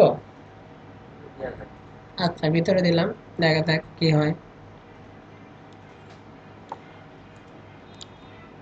দিছি তো এবার দেখেন আমি যদি ফাঁকা না হয় তাহলে আমি রিসিভ করলাম প্রবলেমটা এখানে হয়ে যাবে আমি যদি এটার মাধ্যমে নেমের মধ্যে নিচ্ছি তাই না এখন নেমের মধ্যে না নিয়ে যদি আমি চেক করি যে নেম ফাঁকা আছে কিনা একটা প্রবলেম না একটু ভালো করে দেখেন উপরে কি করছি যে নেম নট ইকুয়াল ফাঁকা তার মানে কি নেমটা ফাঁকা নেই উপরে আমরা একদম উপরে কি করছি নেমটা ডিফল্ট কি ফাঁকা আছে না এখন নেমটা কখন আপনার একটা ডাটা থাকবে যে আপনি ফর্ম থেকে কোনো একটা ডাটা সেভ করছেন করার পরে তো আপনার নেম নাম ভ্যারিয়েবলের মধ্যে ডাটা আসবে তার আগে কি আসবে আসবে না তো এখন আপনি যেটা দিচ্ছেন এইভাবে নিয়ে যদি কাজ করিয়ে দিলাম কোনো ব্যাপার না এখানে যাই এখানে ইউরো দেখাচ্ছে না কিছু একটা লিখে বাংলাদেশ দিলাম নিচে এখানে যাই ডাটা আসছে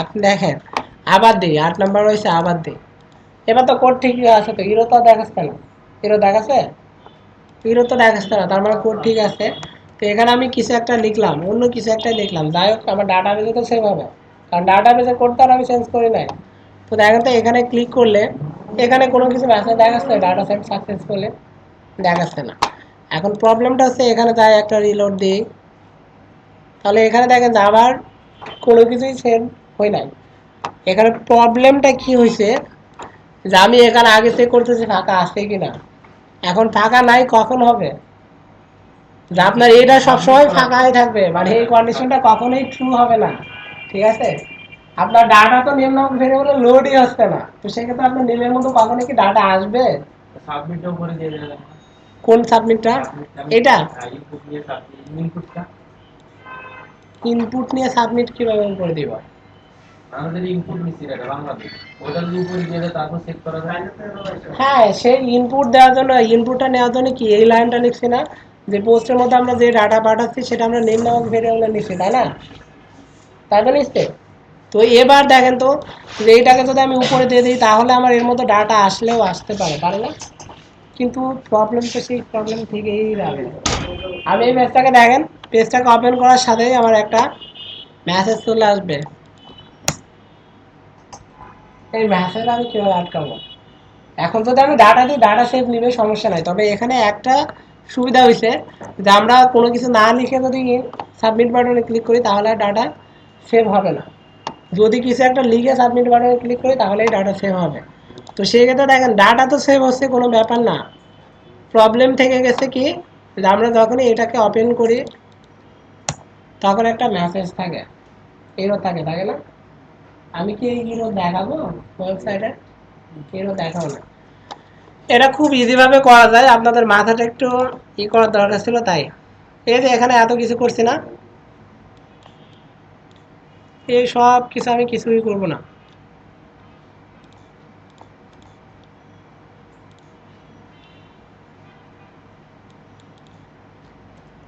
এখানে আমি যা করছি এত কিছু করার দরকার হয় না এখন ব্যাপারটা হচ্ছে যে আমি কাজ করবো আমার সাবমিট বাটন নিয়ে আমি চেক করব যে আপনি সাবমিট বাটনে ক্লিক করছেন কিনা যদি ক্লিক করে থাকেন তাহলে ডাটা সেট করবো সাবমিট বাটনে ক্লিক করে আমি ডাটা সেট করবো না আমাদের যে কোডগুলো আছে এখন দেখেন যেভাবে আছে যে পেজটাকে রান করলে আমাদের কোডগুলো এক্সিকিউট হচ্ছে, কিন্তু আমরা যদি এরকম কিছু একটা করতে পারি যে আপনি সাবমিট বাটনে ক্লিক করার পরেই ওই কোডগুলো এক্সিকিউট হবে, তার আগে কখনোই এই কোডগুলো এক্সিকিউট করবে হবে না বা এক্সিকিউট করবে না। তো সেক্ষেত্রে দেখেন যে যদি কোডগুলো এক্সিকিউট না হয় তাহলে তার আমার কোনো মেসেজ আসবে না, আসবে। তো আমি একটা কাজ করতে পারি যে আমার যে সাবমিট বাটন আছে, বাটনে দেখেন নিচে একটা নেম আছে, আছে না? একটা নেম আছে তো, বিটিএন। এখন কিসের মাধ্যমে আমরা ডাটা পাঠাচ্ছি? পোস্টের মাধ্যমে। যখনই আমি সাবমিট বাটনে ক্লিক করব তখন এই পোস্টের মধ্যে আর কি বিটিএন নামে কোনো কিছু একটা সেভ হবে। এই নেমটা, যে বাটনের নেমটা অবশ্যই পোস্টের মধ্যে সেভ হবে। কখন হবে? যখন আমি ওই বাটনে ক্লিক করব তখন। যতক্ষণ না আমি বাটনে ক্লিক করতেছি এই নেমটা কিন্তু ওখানে সেভ হবে না। তো সেই ক্ষেত্রে দেখেন যে আমি এখানে একটা ইফ স্টেটমেন্ট নিয়েই কাজ করব। তো এখানে বলতে পারি যে ইফ, যদি, ইসেট, ইসেট একটা ফাংশন, এটার মাধ্যমে আমরা চেক করি যে আছে কিনা, এর ভিতরে কিছু আছে কিনা। কিসের মধ্যে থাকবে? যে পোস্ট, পোস্টের মধ্যে আপনার কি থাকবে? বিটিএন নামে, কারণ সাবমিট বাটন নেম কি দিচ্ছি? বিটিএন। তো আমি এখানে চেক করতেছি যে আপনার পোস্টের মধ্যে বিটিএন নামে কোনো কিছু আছে কিনা। যদি থেকে থাকে তার মানে কি আপনি সাবমিট বাটনে ক্লিক করছেন, কারণ সাবমিট বাটনে যতক্ষণ আপনি ক্লিক করতেছেন আপনার পোস্টের মধ্যে এই টেক্সটটা কখনোই সেভ হবে না। তো যদি আপনি সাবমিট বাটনে ক্লিক করে থাকেন তাহলে এই যে এখানে যত কাজ করছি এই কাজগুলো আমরা করব, আর যদি ক্লিক না করেন তাহলে করব না। ঠিক আছে? আর কোড আমাদের চেঞ্জ করার দরকার নেই, আমরা আগে যা লিখছি সেটাই আছে, শুধু এখানে একটা কাজ করছি যে আমরা চেক করে নিচ্ছি যে আপনি সাবমিট বাটনে ক্লিক করছেন কিনা। এখানে আবারও একটা ব্যাপার আছে, দেখে নেন। আমরা কিন্তু এখনো একদম ছোট লেভেলের কাজ করতেছি, তারপর আমরা অবজেক্ট ওরিয়েন্টেড কনসেপ্টটাও কিন্তু করতেছি না, কারণ এখানে কি ক্লাস, অবজেক্ট এগুলো নিয়ে কাজ করছি? কিছুই করিনি। তো আমরা আগে এটা একটু দেখে নিই, তাহলে পরে যে আমাদের কাজগুলো করতে ইজি হবে। তো এখানে দেখেন ইনপুট ট্যাগ আছে না, টাইপ কি আছে? সাবমিট। এই সাবমিটের একটা নেম আছে তো, কি আছে? বিটিআর। এখন এখানে দেখেন যে ইনপুট আছে, নেম কি আছে? Country name. এখন এর মধ্যে আমার যতগুলো ইনপুট ট্যাগই থাক না কেন, এই ট্যাগটা কিসের মধ্যে আছে? ফর্মের মধ্যে আছে না? এই ফর্মের মধ্যে মেথডের মধ্যে কি আছে? পোস্ট আছে তো। তো আমি এই সাবমিট বাটনে যখনই ক্লিক করব এই পোস্টের মধ্যে আমার যতগুলো ইনপুট ট্যাগ থাকবে সব ইনপুট ট্যাগের যে নেমগুলো থাকবে সেই নেমগুলো আমি অটোমেটিক পোস্টের মধ্যে পাবো। আমার কথা কি বুঝতে পারছেন? যে এখানে আমার যতগুলো ইনপুট ট্যাগ থাকবে সব ইনপুট ট্যাগের যে নেমগুলো আছে সব নেমগুলো আমি অটোমেটিক পোস্টের মধ্যে পাবো। কখন পাবো? যখন আপনি এই সাবমিট বাটনে ক্লিক করবেন তখন, তার আগে কিন্তু পাবো না। তো সেই ক্ষেত্রে দেখেন আমি এখানে শুধু এই কাজটাই করছি যে আমি চেক করে নিচ্ছি যে আপনি সাবমিট বাটনে ক্লিক করছেন কিনা। কিভাবে চেক করতেছি? যে ইফ দিছি, ইফটা কখন কাজ করে? যে ট্রু হলে আমার ফার্স্ট ব্লকটা কাজ করবে, আর যদি ফলস আসে তাহলে সে ইলসটা কাজ করবে। তো এখানে দেখেন যে ইসেট একটা ফাংশন, ইসেট ফাংশনের মাধ্যমে আমি চেক করতেছি, কি চেক করতেছি? যে আমার পোস্টের মধ্যে বিটিআর নামে কোনো কিছু আছে কিনা। এখন পোস্টের মধ্যে বিটিআর নামে কোনো কিছু সেভ হবে কখন? যখন আমি সাবমিট বাটনে ক্লিক করব। এখন আমি যদি ক্লিক না করি তাহলে কি পোস্টের মধ্যে বিটিআর নামে কোনো কিছু থাকবে? এখন তো সে যদি খুঁজে না পায় তার মানে কি ফলস হবে না? ফলস হবে তো। এখন যদি ফলস হয় তাহলে কি আমার ইফের এই ফার্স্ট ব্লকটা কোনো কাজ করবে? করবে না, ইলসে যাবে। এখন ইলস তো আমরা নিয়ে কাজ করি নাই, তো সেই ক্ষেত্রে আমার এই স্টেটমেন্টটা কোনো কাজই করবে না। এখন দেখেন সে যদি এই বিটিএনটাকে খুঁজে পায় তার মানে কি ট্রু, খুঁজে পাইছে। যদি খুঁজে পায় তাহলে সে ডাটাটাকে রিসিভ করে নেবে এবং ওই ডাটাটা সে সেভ করে নেবে। ঠিক আছে? এখন দেখেন এটাকে যদি আমি সেভ দিই, এখানে যায় আপনি যা খুশি করেন, যত খুশি রিলোড দেন, কোনো ব্যাপার না। কোনো এরর মেসেজ আছে? নাই। তো সেই ক্ষেত্রে দেখেন যে আমি যদি এখানে কোনো একটা ডাটা লিখে যদি সাবমিট বাটনে ক্লিক করি তাহলে কিন্তু দেখাচ্ছে ডাটা সেভ সাকসেসফুলি। এখন ডাটা সেভ সাকসেসফুলি দেখাচ্ছে, ঠিক আছে, বাট ডাটাটা সেভ হয়েছে কিনা এটাও তো আমাদের দেখতে হবে। তো আমরা এখানে টেবিলে যাই, একটু ক্লিক করি। তো দেখেন তো আপনার এখানে ডাটা সেভ হয়েছে না? ডাটা তো সেভ হয়েছে। এখন এখানে কিছু প্রবলেম কিন্তু থেকেই গেছে, যে আমরা কিন্তু এখনো সেই সিকিউরিটি নিয়ে কোনো কাজ করি নাই। যে ডাটা সেভ সাকসেসফুলি দেখাইছে তো। এখন আমি কোনো ডাটা না দিয়ে সাবমিট বাটনে ক্লিক করি তাহলে দেখেন যে ডাটা সেভ সাকসেসফুলি দেখাচ্ছে, কেননা সে ফাঁকাটাকেই কিন্তু ডাটাবেজে সেভ করে দিচ্ছে। এখন এই কন্ডিশনগুলো আমরা পরে দিতে পারবো, কিন্তু ডাটা সেভ করতে গেলে আমাদের কি কি বিষয় আসতে পারে একটা আইডিয়া তো পাইছি, আইডিয়া পাইছি না? এখন এখানে দেখেন আমরা মাইস্কেল নিয়ে কাজ করছি তো মাইস্কেল, আর এখন আমরা যেটা নিয়ে কাজ করব সেটা হচ্ছে মাইস্কেল হাই, এটা থেকে আপডেট। আমরা এখানে যেটা নিয়ে কাজ করছি যে নর্মাল কনসেপ্টে কাজ করছি প্লাস মাইস্কেল নিয়ে কাজ করছি, আর আমরা করতে যাচ্ছি যে এই কাজগুলোই আমরা করব অবজেক্ট ওরিয়েন্টেড কনসেপ্টে এবং মাইস্কেল আই ফাংশন ইউজ করে। ঠিক আছে, তো দেখেন এখানে যা আছে এই কোডগুলো আমরা লিখতে পারি। এখন প্রবলেমটা হচ্ছে যে অবজেক্ট ওরিয়েন্টেড কনসেপ্টে আমরা কাজটা কেন করি, এটা সুবিধা কি? এটার ব্যাপারটা হচ্ছে যে অবজেক্টটা বলতে কি বুঝি, যে আমাদের একটা বড় প্রোগ্রাম আছে, বড় প্রোগ্রামটাকে ভেঙে ভেঙে আমরা যে ছোট ছোট ভাগে ভাগ করি, এই প্রতিটা ভাগকে কিন্তু একটা অবজেক্ট বলে। তো সেক্ষেত্রে দেখেন যে আমরা এখানে যে ডাটা ইনসার্ট করছি, ঠিক আছে, তো এই ডাটা ইনসার্টের যে কোডগুলো থাকবে সেই কোডগুলো আমরা অন্য পেজে লিখবো, সরাসরি আর এই পেজে আমরা লিখবো না। কারণ এই পেজে যদি লিখি তাহলে অবজেক্ট নিয়ে কাজ করতে গেলে আরও প্রবলেম হবে, কারণ অবজেক্ট নিয়ে কাজ করার সুবিধাটা তো আমাদের জানতে হবে। তো এখানে দেখেন যে আমরা এই কোডগুলো আর এখানে লিখবো না, পিএসপি কোডগুলো আর এখানে লিখবো না। হুম, কেন পানি খাওয়া লাগবে? আচ্ছা দেন, সমস্যা নেই।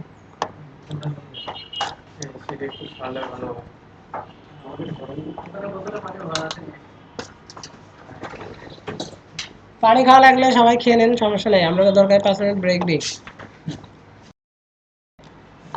আমার অবশ্য ভালোই হলো, পানি খেতে তো অন্য কিছু খেয়ে আসলাম।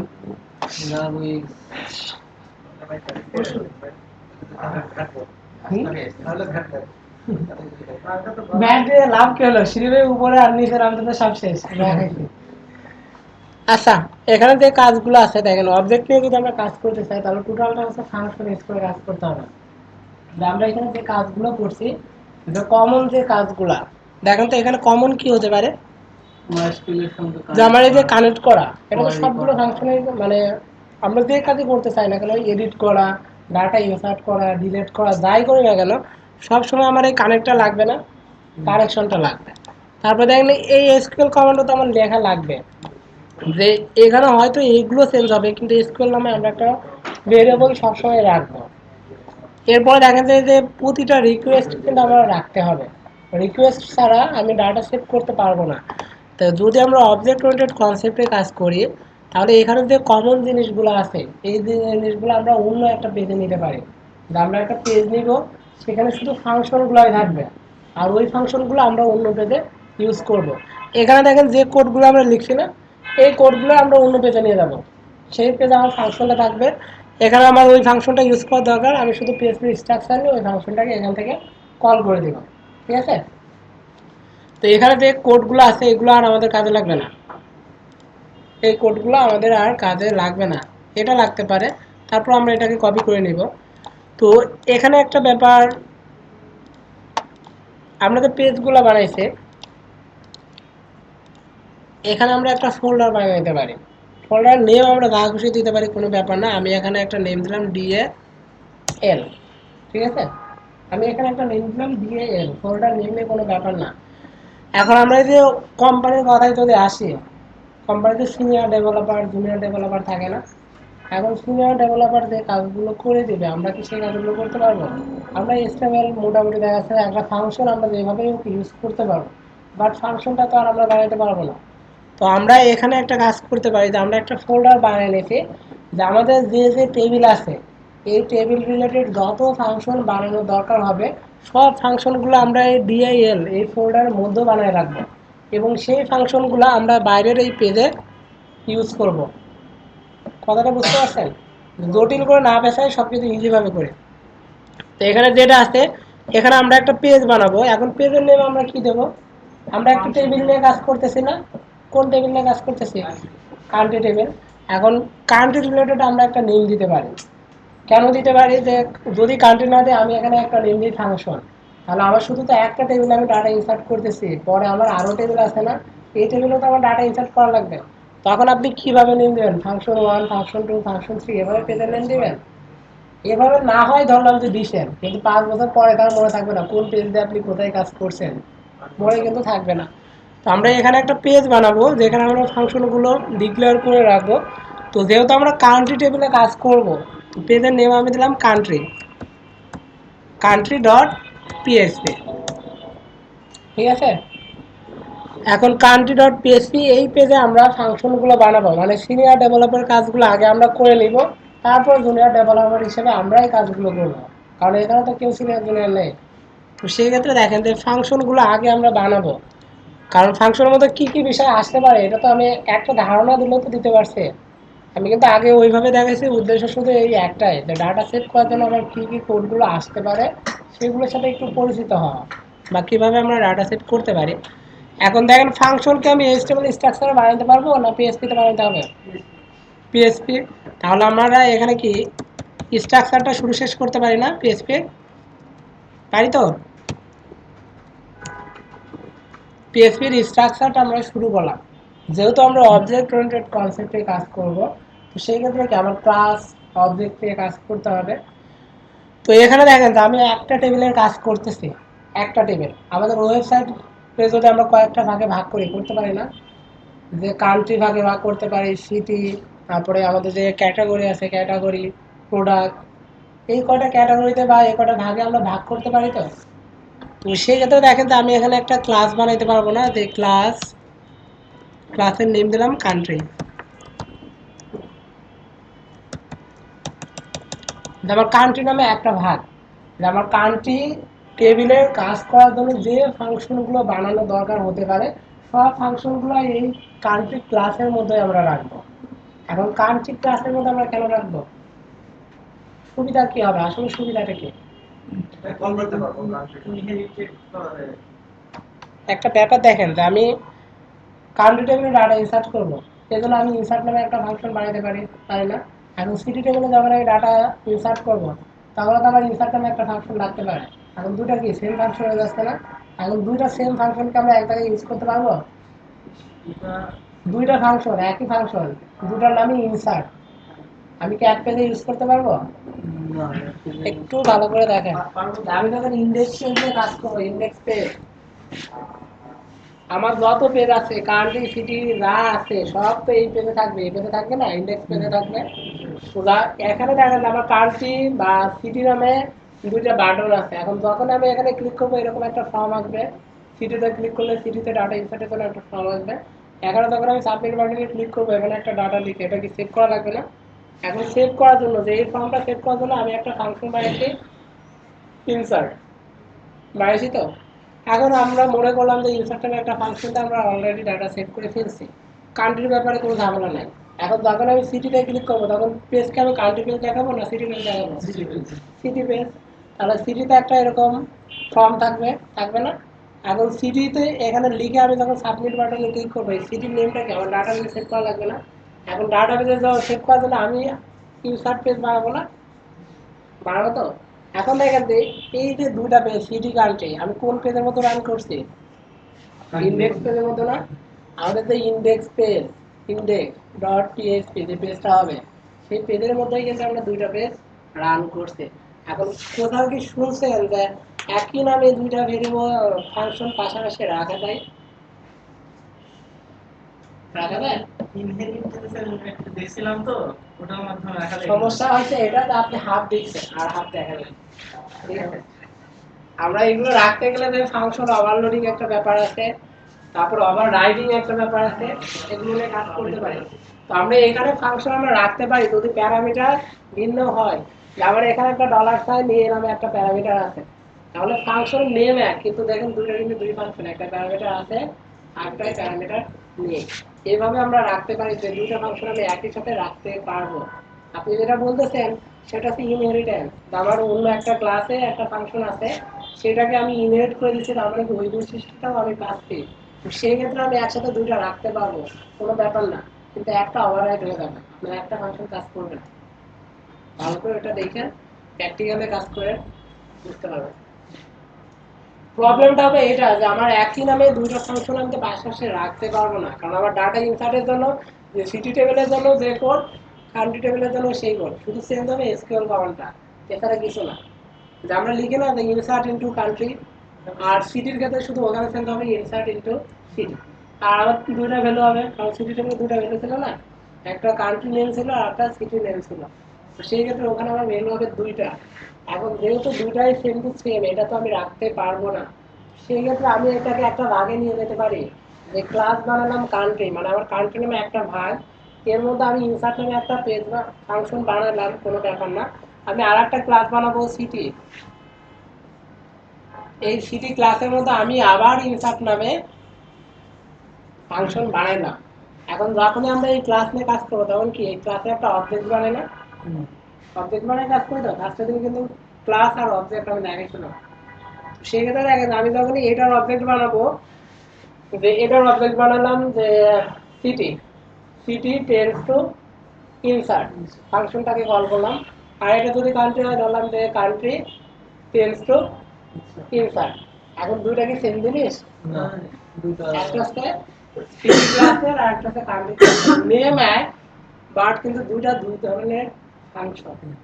তো আমরা ক্লাসটা ই করি যে আমাদের যে শ্রেণী বিভাগ আছে, যে আমার কান্ট্রি একটা ভাগ থাকবে, এখানে যত যা আসবে আমি এগুলো নিয়ে কাজ করতে পারি।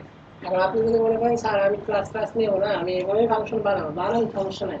সমস্যা তখন হবে একই নামে যদি একাধিক ফাংশন হয়ে যায়, তখনই এরকম দেখা যায়। আমরা এখানে ক্লাস নিয়ে কাজ যেহেতু করবো, আমরা এখানে একটা ক্লাস নিলাম, সেটা হচ্ছে কান্ট্রি। আমি এর মধ্যে যে ফাংশনগুলো বানাচ্ছি, এই ফাংশনগুলো কপি করে আমরা পরের কাজগুলো করবো। আমরা কি সবসময় ফাংশন বানাবো? এই একই ফাংশন আমরা যে কোডগুলো লিখছি না, ওই একই কোড, শুধু চেঞ্জ হবে এসকিউএল কমান্ড। কোথাও দেখা যাচ্ছে ভ্যালু একটা, কোথাও তিনটা, এই এছাড়া আর কোনো কিছু চেঞ্জ নাই। সেই ক্ষেত্রে আমরা ফার্স্টে কি করবো, ক্লাস বানাবো। ক্লাস নিয়ে কোনো সমস্যা?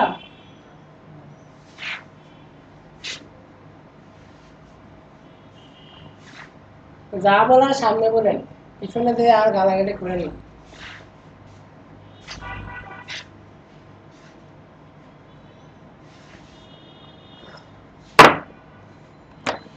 তাহলে ক্লাসটা বুঝতে পারছি যে ক্লাসটা আমাদের কতটা ইম্পর্টেন্ট। এখন ক্লাসের মধ্যে দেখা যায় আমি ভেরিয়েবল বানাইতে পারি, আমাদের ভেরিয়েবল বানাইতে হবে না? এখন ভেরিয়েবল আমরা আবার কিভাবে বানাবো? এর আগে যেভাবে বানিয়েছি সেভাবেই বানাবো, সমস্যা নাই। কিন্তু আইডি নামক আমাদের একটা ভেরিয়েবল লাগতে পারে। এখন আইডি নামক ভেরিয়েবল আমরা কি করব? আমার তো আইডি ইনসার্ট করার দরকার নেই, দরকার আছে? নাই। কিন্তু যদি আমি একটা ডাটা ডিলিট করতে চাই, আইডি লাগবে না? লাগবে তো। একটা ডাটা যদি এডিট করতে চাই তখন আইডি লাগবে তো। সেই ক্ষেত্রে আমি আইডি নামক একটা ভেরিয়েবল এই জন্যই নিলাম, যে আমার পরে যে এডিট ডিলিট করা লাগবে, এই সব কাজগুলো আমি এই একটা বা দুইটা ভেরিয়েবল দিয়ে কাজ করব। আমার প্রতিটা ফাংশনের জন্য আলাদা ভেরিয়েবল বানানোর কোনো দরকার নাই। তো সেই ক্ষেত্রে দেখেন আমি একটা ভেরিয়েবল ডিক্লেয়ার করছি, আর একটা ভেরিয়েবল ডিক্লেয়ার করব। আর আমাদের নেমটা নিতে হবে না, নেম। তো আমি এখানে একটা ভেরিয়েবল ডিক্লেয়ার করলাম, সেটা হচ্ছে নেম। এবার আসি যে আমরা যে বলি না অ্যাক্সেসিং মোড, যে অনেকে পাবলিক দেখি, প্রাইভেট দেখি, প্রোটেক্টেডটাকে আমি দেখি। তো এখানে দেখেন যে আমরা যে ভেরিয়েবলগুলো বানাচ্ছি বা যে ক্লাসটা আমরা বানাচ্ছি, এই ক্লাসটাকে আমরা শুধু এই পেজে ইউজ করব, না আমাদের ইনসার্ট পেজে ইউজ করার দরকার হতে পারে, ডিলিট পেজে ইউজ করার দরকার হতে পারে, এডিট পেজে ইউজ করার দরকার হতে পারে। তো আমরা যে ভেরিয়েবলগুলো বানাচ্ছি দেখেন, এই ভেরিয়েবলগুলো নিয়েই কিন্তু আমরা কাজ করব। এই ভেরিয়েবলের মধ্যে যে ডাটাটা আসবে সেটা কি এই পেজ থেকে আসবে না ইনসার্ট পেজ থেকে আসবে? ইনসার্ট পেজ থেকে। তাহলে এই ভেরিয়েবলটা আমার ইউজ করতে হবে কোন পেজে? ইনসার্ট পেজে ইউজ করতে হবে না? এখন আমি যদি এখানে এইরকম লিখে রাখি যে এটা প্রাইভেট, এটা যদি আমি প্রাইভেট লিখে রাখি, তার মানে কি যে এই ভেরিয়েবলটা আমি শুধু এই ক্লাসের মধ্যে ইউজ করতে পারবো, এর বাইরে কোথাও ইউজ করতে পারবো না। আমরা অনেকে বলি না যে এটা প্রাইভেট নাম্বার দেওয়া যাবে না, প্রাইভেট কিছু কিন্তু অন্য কারোর সাথে শেয়ার করি না।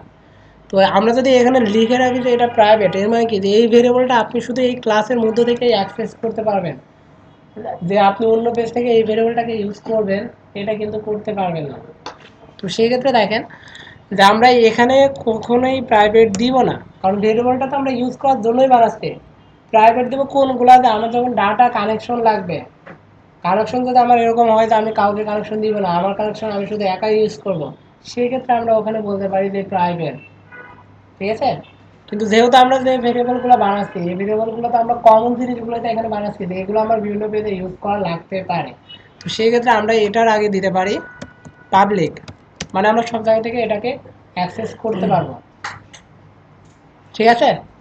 আর একটা ব্যাপার আছে যে প্রোটেক্টেড। আমি যদি আজকে ইনহেরিটেন্সটা দেখাইতে পারি লাস্ট পর্যন্ত, তাহলে আমি প্রোটেক্টেডটা দেখাই দিব, কারণ প্রোটেক্টেডের সাথে আমার ইনহেরিটেন্সটা জড়িত। তো সেই ক্ষেত্রে দেখেন আমরা প্রাইভেট আর পাবলিক এই দুটো জিনিসটা বুঝতে পারছি যে কোনটার আগে প্রাইভেট দিব কোনটার আগে পাবলিক দিব। তো আইডিটার আগে কি আমি কি দিব, পাবলিক দিব না? অবশ্যই পাবলিক, কারণ আইডিটাকেও আমি বাইরে থেকে ইউজ করব।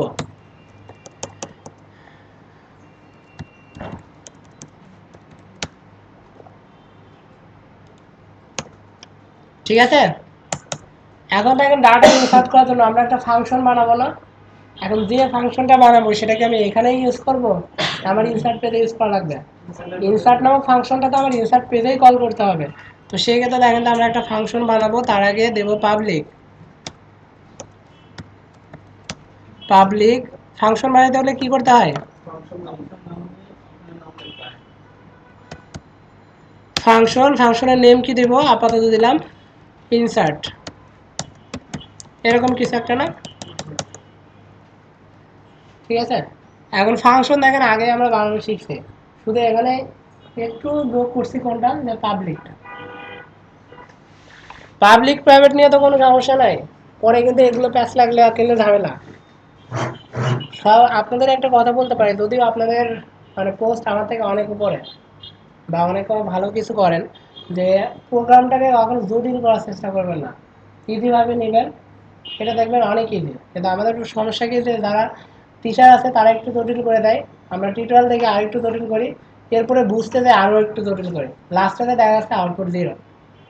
প্রোগ্রামটা ওরকম না যে আপনার স্ট্রাকচারটা ঠিক রেখে আপনি যেটা চিন্তা করবেন ওটাই একটু প্রোগ্রামে করে দেখেন, কাজ করবেন, কোনো সমস্যা নেই। যখন যে বিভিন্ন জায়গায় যে এক্সাম যেগুলো হয়, অধিকাংশ সফটওয়্যার ফার্মে তো রিটেন পরীক্ষা হয়, ভাইবা হয়, এই জিনিস যেগুলো হয়, তো ওখানে দেখা যাইতেছে যে ওখানে তো আবার স্ট্র্যাটেজি মেনটেন করা লাগে।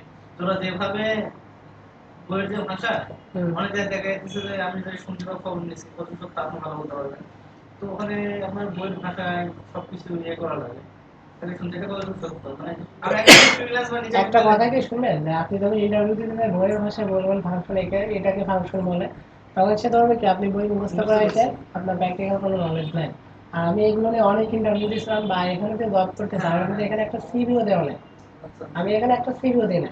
এখানে যে ডেভেলপার ছিল বা এখানকার যারা বস ছিল, আমি যখন ফার্স্টে ঢাকায় আসি এদের সাথে রিলেটেড ছিলাম আর কি, মানে পরিচিত ছিল আগে থেকে। আর সে বলছে তুমি 3 ঘন্টার একটা ক্লাস নিবা, যদি আমাদের ঠিকঠাক মতো বোঝাইতে পারো তাহলে তোমার এখানে পার্মানেন্ট করে দেবো। আমি তখন চাকরিতে ঢুকি। তখন যাদের ক্লাস নিচ্ছিলাম মানে সব বস লেভেলে, আমার যে স্যার ছিল আমি যার কাছ থেকে পিএইচডি শিখছিলাম সে আমার ক্লাসে বসে, আমি তাদের ক্লাস নিয়েছি। সেই ক্ষেত্রে দেখেন যে আমি জবের জন্য ইন্টারভিউ অনেকগুলো দিয়েছিলাম, অনেক জায়গায় জব হয়েছিল, কিন্তু সেই দিয়েছিলাম যে তারা যে কথাগুলো বলে ওগুলো আমার মেনে চলা সম্ভব না। তো আমি যত জায়গায় মানে ইন্টারভিউ দিচ্ছি কোথাও ওই থিওরি মুখস্থ করে বলে নাই যে এটাকে বলে। আপনার ফাংশন জানার দরকার, আমি ফাংশন আপনাকে দেখাই দিচ্ছি, এক্সাম্পল দিচ্ছি, বুঝাই দিচ্ছি, দুই বলে রান করে দিতে হবে, রান করে দিচ্ছে, প্র্যাকটিক্যাল কাজ দিতে হবে আপনার। কখনো বইয়ের লাইভ এটা অনেক জীবনে অনেক মুখস্থ করছেন, এখন ব্যক্তিগত জীবনে মানে মানে কাজের লাইফে কোনোদিন এটা কাজে লাগে। রিটেনের ক্ষেত্রে দেখা যাচ্ছে যে ইংলিশে প্রশ্ন করে, ওরা কিন্তু ওই সংজ্ঞাটা চায় না, আপনি কোনোভাবে যে ফাংশনটা কেন বানাবেন এটা সুবিধা কি অসুবিধা কি বুঝে দিতে পারলেই হয়, আপনার ওই বইয়ের ভাষার সাথে মিল রাখার দরকার নেই। সেক্ষেত্রে আপনার ইংলিশটা একটু ভালো জানতে হবে, আপনি যতটুকু পারেন এটাই গুছাই লেখেন, নেবেন। এরা থিওরি কোথাও মুখস্থ করে না, আমি তো অনেক ইন্টারভিউ দিয়েছি, বা এখন যেসব টাকা অফার পাই যায় না, কারণ এখানে যেটা আছে আমি ডিউটি করতে 5 ঘন্টা, আজকে আসি 3টার সময়, থেকে এখন ক্লাস নেবে চলে যাবে। ঠিক আছে, এরকম সুযোগ কেউ দিবে না। যাক, এগুলো যে প্রোগ্রামিং এর যে বিষয়গুলো আছে থিওরি মুখস্থ করবেন কোনো লাভ নাই, কিন্তু প্র্যাকটিক্যালে কাজ দ্বারান অনেক কিছু করতে পারবেন। আপনার দেখবে প্রজেক্ট, আপনি কয়টা প্রজেক্ট করছেন, আপনি 5টা প্রজেক্ট দেখান, প্রজেক্ট দেখাতে পারে জবে নিয়ে নেবে, আপনার ইন্টারভিউতে ডাকবে না। আমরা এখন যেটা করতেছি এটা কি একটা ফুল প্রজেক্ট, হুম, তো আমাদের ব্যক্তিগতভাবে এরকম আরো করতে হবে, তারপর সেটা নিয়ে শেষ করতে হবে। অবশ্যই। চাকরি পাইতে হলে একটা প্রজেক্ট থাকলেও হয়, সেটা প্রজেক্টের মধ্যে হতে হবে।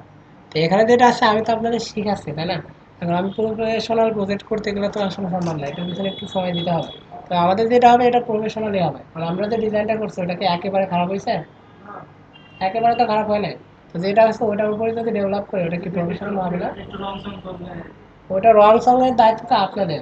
আর আমি তো এটার পিছনে 2 ঘন্টা সময় দেবো, আমার সময় নেই। আপনারা যদি মনে করেন যে এইটাকে আমি একটু কালার টালার চেঞ্জ করে এটা আমার প্রজেক্ট করে এটা দেখাই আমি জব নেবেন, নিতে পারেন।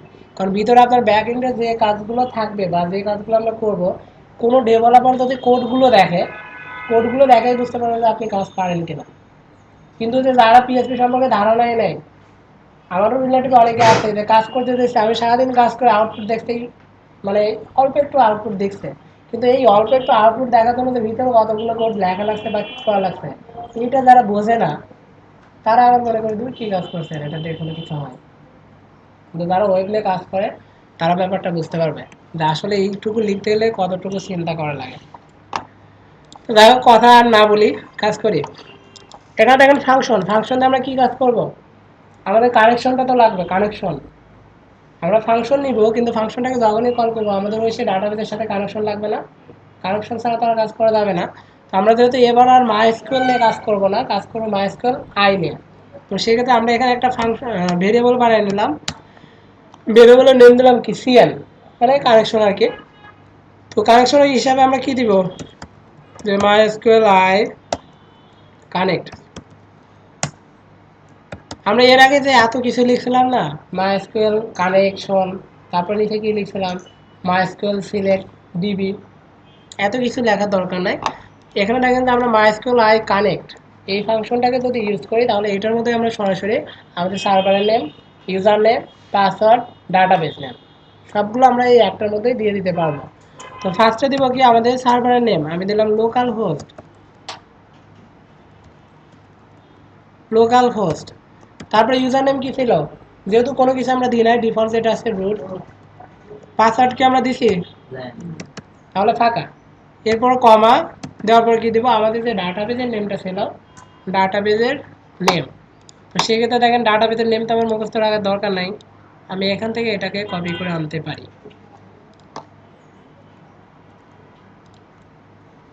কানেকশনের কাজ দেখেন কমপ্লিট। আমরা যে কানেকশন করব, কানেকশনের কাজ কমপ্লিট। এখন দেখেন চোখের সামনে কিন্তু একটা লাইন নাই, চোখের সামনে একটা লাইন বাদ দিচ্ছি। তো এরপরে আমরা যেন কি করছিলাম, আমরা যে ডাটা ইনসার্ট করতে গেলে আমাদের একটা এসকিউএল কমান্ড দরকার ছিল, ছিল তো? আগে এসকিউএল কমান্ড, তারপর আমি রিকোয়েস্ট করব। এখন আমি যদি আগেই রিকোয়েস্ট করি, সে বলবে ভাই আমি কি কাজ করবো, ডাটা ইনসার্ট করবো, ডিলিট করবো না এডিট করবো? আগে তো আমাকে বলতে হবে যে আমি ডাটা ইনসার্ট করব, তারপরে রিকোয়েস্ট করব। তো সেক্ষেত্রে দেখেন যে আমি ডাটা ইনসার্টের জন্য কি লিখতে পারি, যে আপাতত একটা ভেরিয়েবল নেই এসকিউএল, ঠিক আছে? এর মধ্যে আমরা ডাটা ইনসার্টের জন্য যে কমান্ডটা লিখছিলাম সেই কমান্ডটাই দিয়ে দিব। কি লিখছিলাম যেন, ইনসার্ট ইনটু, তাই তো? তারপর কি ছিল, টেবিল।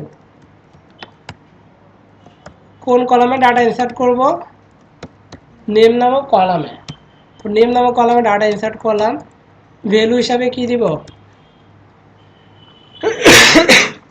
ভ্যালু হিসাবে কি দেব, যে সরাসরি কি বাংলাদেশ লিখে দিব, না ওই নেম নামক যে ভেরিয়েবলটা ডিক্লেয়ার করছি সেই নেম নামক ভেরিয়েবলটা দিব, নেম নামক ভেরিয়েবলটা দিব। তো সেক্ষেত্রে দেখেন যে এখানে আমি দিব কি, যে নেম নামক ভেরিয়েবল। এখন আমি যদি এইভাবে দিই তাহলে কি এটা কি আমার ভেরিয়েবল হিসেবে কাজ করবে? এটা তো স্ট্রিং হয়ে গেছে। তো সেক্ষেত্রে আমাদের কি করতে হবে, যে ডাবল কোটেশন শুরু শেষ,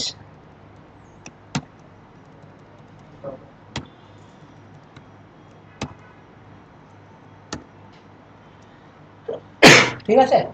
এখানে একটা প্রবলেম আছে, যে আমি একটা ফাংশন বানাইছি, তাই না?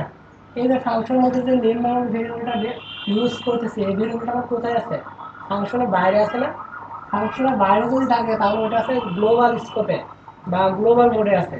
আর আমরা যে এখানে যেটা ইউজ করতেছি এটা কি, যে এখান থেকে ভেরিয়েবল বানাইছি না, এটার আগে পাবলিক প্রাইভেট প্রোটেক্টেড করে দিতে লিখছি। কেন লিখি নাই, যে এই ভেরিয়েবলগুলো আমি ইউজ করবো কখন, যখন এই ফাংশনটাকে কল করবো তখন। বাট আমি যদি ডিসপ্লে নামে একটা ফাংশন বানাইতাম, সেই ফাংশনের মধ্যে আমি এই দুটো ভেরিয়েবল নিয়ে কাজ করতে পারি। যার জন্য দেখেন যে এটাকে দিছি আমরা কি গ্লোবাল মোডে দিছি, যে এই ভেরিয়েবলটা আমরা যে কোনো ফাংশনের মধ্যে ইউজ করতে পারবো। আর এর মধ্যে দেখেন যে দুটো ভেরিয়েবল আছে, যে সিএন আর এসকিউএল, এই দুটো কিন্তু আমার লোকাল মোডে আছে বা লোকাল স্কোপে আছে। আমার এই ভেরিয়েবল দুটো আমি শুধু এই ফাংশনের মধ্যেই ইউজ করব, কখনো এই ফাংশনের বাইরে ইউজ করতে পারবো না। তো আমাদের এখানে যে নেম নামক ভেরিয়েবলটা আমরা লিখছি, এটা কোথায় আছে? বাইরে আছে না? বাইরে আছে তো। এখন বাইরে যদি থাকে তাহলে দেখেন যে এই ভেরিয়েবলটাকে আমরা যখনই কল করব, তখন এই ক্লাসের অবজেক্ট ছাড়া এই ভেরিয়েবলটাকে কল করা যাবে না। এখানে একটা বিষয় আছে, একদম ছোট বিষয় কিন্তু খুব ক্রিটিক্যাল। এখানে আমরা ভেরিয়েবল ডিক্লেয়ার করছি তো, কিসে আছে? গ্লোবাল মোডে আছে না? এখন এই গ্লোবাল মোডে যে ভেরিয়েবলটা আছে সেটাকে আমরা ইউজ করব কোথায়? আমার একটা ফাংশনের মধ্যে, তাই না? তো সেই ক্ষেত্রে দেখেন যে আমরা যখনই গ্লোবাল মোডের কোনো ভেরিয়েবল অথবা ফাংশন যাই ইউজ করি না কেন, এই ভেরিয়েবল মানে এই ভেরিয়েবলটা কি একটা ক্লাসের মধ্যে আছে না? কান্ট্রি নামক একটা ক্লাসের মধ্যে আছে। তো এই গ্লোবাল মোডের যে ভেরিয়েবলগুলো আছে এগুলো যদি আমরা ইউজ করতে চাই, তাহলে এই ক্লাসের একটা অবজেক্ট বানাইতে হয়। অবজেক্ট ছাড়া এর মধ্যে যা আছে এগুলোকে আমরা ইউজ করতে পারবো না। তো সেই ক্ষেত্রে দেখেন যে অবজেক্ট তো আমরা বানানো শিখছিলাম, কতদিন শিখছিলাম তো, যে এরকম অবজেক্টের একটা নেম থাকে, আমি ধরলাম সি, তারপরে আমরা একটা কমান্ড দিই নিউ, তারপর কোন ক্লাসের অবজেক্ট বানাবো? কান্ট্রি, তাই তো। এখানে ভার্ব ব্র্যাকেট শুরু শেষ দিলেও দিতে পারি, নাও দিতে পারি। এভাবে তো অবজেক্ট বানায়। এখন এইভাবে তো অবজেক্ট বানাইতে পারবো, প্রবলেম এখানে যে আমাদের সেই ক্লাসের মধ্যেই অবজেক্ট বানানো লাগতেছে না। দেখেন তো আমি সেই কান্ট্রি ক্লাসের মধ্যেই তো আমি কাজ করতেছি। এখন এই ক্লাসের মধ্যেই এভাবে অবজেক্ট বানানো যাবে না। আমার যে ক্লাস আছে সেই ক্লাসের মধ্যে এভাবে অবজেক্ট বানানো যাবে না। তো সেই ক্ষেত্রে দেখেন যে অবজেক্ট ছাড়া তো আমরা ভেরিয়েবল ইউজ করতে পারবো না, আবার এভাবে অবজেক্ট বানাইতেও পারবো না। তাহলে কি করতে পারি? দিসটা কি? দিস বলতে কি বুঝায়? ভেরিয়েবল আছে না, ভেরিয়েবল অপারেটর, দিস কি ভেরিয়েবল? তাই লেখা দিচ্ছে। দিসটা ভেরিয়েবল না। এখন দেখেন এখানে যে ক্লাসটা আছে, আমি যখনই এই ক্লাসটাকে এক্সিকিউট করব, তখন এই ক্লাসের রান টাইম একটা অবজেক্ট হবে, সেটা হচ্ছে দিস, নট ভেরিয়েবল। এই ক্লাসের রান টাইম অবজেক্ট, আমি যখন এই ক্লাসটাকে রান করব, তখন এই ক্লাসের অবজেক্ট হবে, সেটা হচ্ছে দিস। হ্যাঁ, এটা অটোমেটিক। আমি যখন এই ক্লাসকে রান করব, এই ক্লাসের অবজেক্ট হচ্ছে দিস। তবে এটা বাইরে না, এই ক্লাসের বাইরে না, কিন্তু ক্লাসের ভিতরে। ঠিক আছে, এই ক্লাসের ভিতরে যদি আমার অবজেক্ট বানানোর দরকার হয়, তাহলে এই ক্লাসকে যখন আমি রান করবো, এটার অটোমেটিক অবজেক্ট হচ্ছে দিস। তাহলে এখানে আমরা এভাবে লিখে দিতে পারি যে dollar sign this tends to name. ঠিক আছে।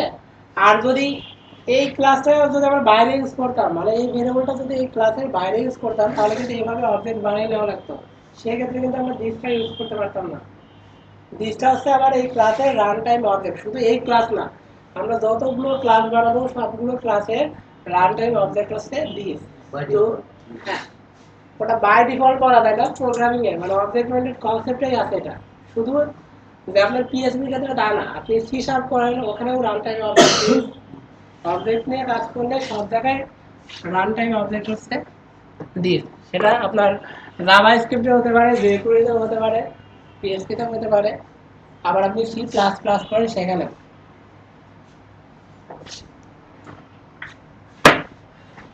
তাহলে এখানে আমরা কি দিব? এই যে সরাসরি ডলার সাইন দিছে না, এভাবে আর দিব না। এই ডলার সাইন আগে থাকবে, তারপরে থাকবে দিস, এরপরে আমরা একটা টেন্স টু দিব। টেন্স টু বুঝি তো, আবার গতদিন দেখেছিলাম একটা হাইপেন, তারপর এটা দেব। ঠিক আছে, তাহলে দেখেন আমাদের এই লাইনটার লেখা শেষ। এবার আমাদের একটা রিকোয়েস্ট করতে হবে যে আমি ডাটা সেভ করব। এখন রিকোয়েস্ট আমি এভাবে করতে পারি না যে মাইএসকিউএল আই কোয়েরি, এটাকে আমি সরাসরি একটা ইপের মধ্যে দিয়ে দিচ্ছি। কেন দিচ্ছি? আমার এখান থেকে ট্রু অথবা ফলস রিটার্ন করতে হবে, না হলে ওখানে কিন্তু আমরা ওই মেসেজটা দিতে পারবো না। আগে কি করছিলাম যে এই কোডটা আমরা সরাসরি সেই পেজে লিখছিলাম না আগের বার, যেহেতু ওই পেজে লিখছিলাম এই জন্য আমরা সরাসরি এটাকে ইপের মধ্যে দিয়ে ওখানে মেসেজ দেখাই দিচ্ছি। কিন্তু দেখেন তো এখন কোড তো আমরা অন্য পেজে লিখতেছি, এখন কোডকে আমরা সেই ইনসার্ট পেজে লিখতেছি। লিখতেছে না। এখন ইনসার্ট পেজে না লিখে আমি যে এখানে একটা ফাংশন বানাচ্ছি, এখন ফাংশনটা যে ডাটা যদি ইনসার্ট করতে পারে তাহলে আমার মেসেজ দেওয়া লাগবে না। এই ফাংশনটা অবশ্যই আমরা ওই পেজে কল করবো, কল করার পরে যখন ডাটা ইনসার্ট হবে তখন তাকে মেসেজ দেওয়া লাগবে। তো মেসেজটা আমি কিসের উপর ডিপেন্ড করে দিব?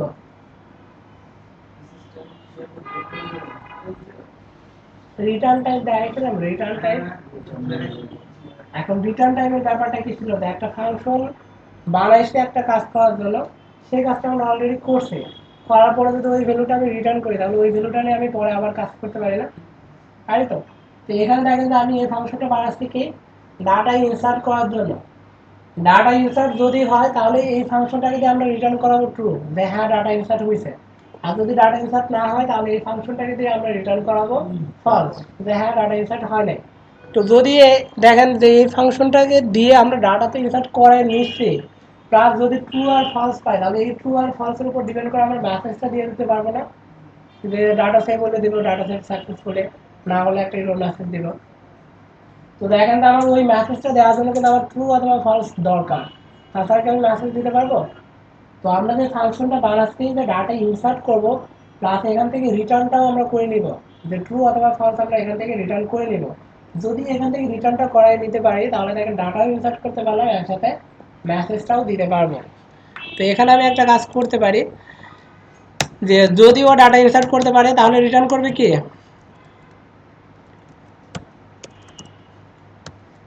রিটার্ন করবে ট্রু।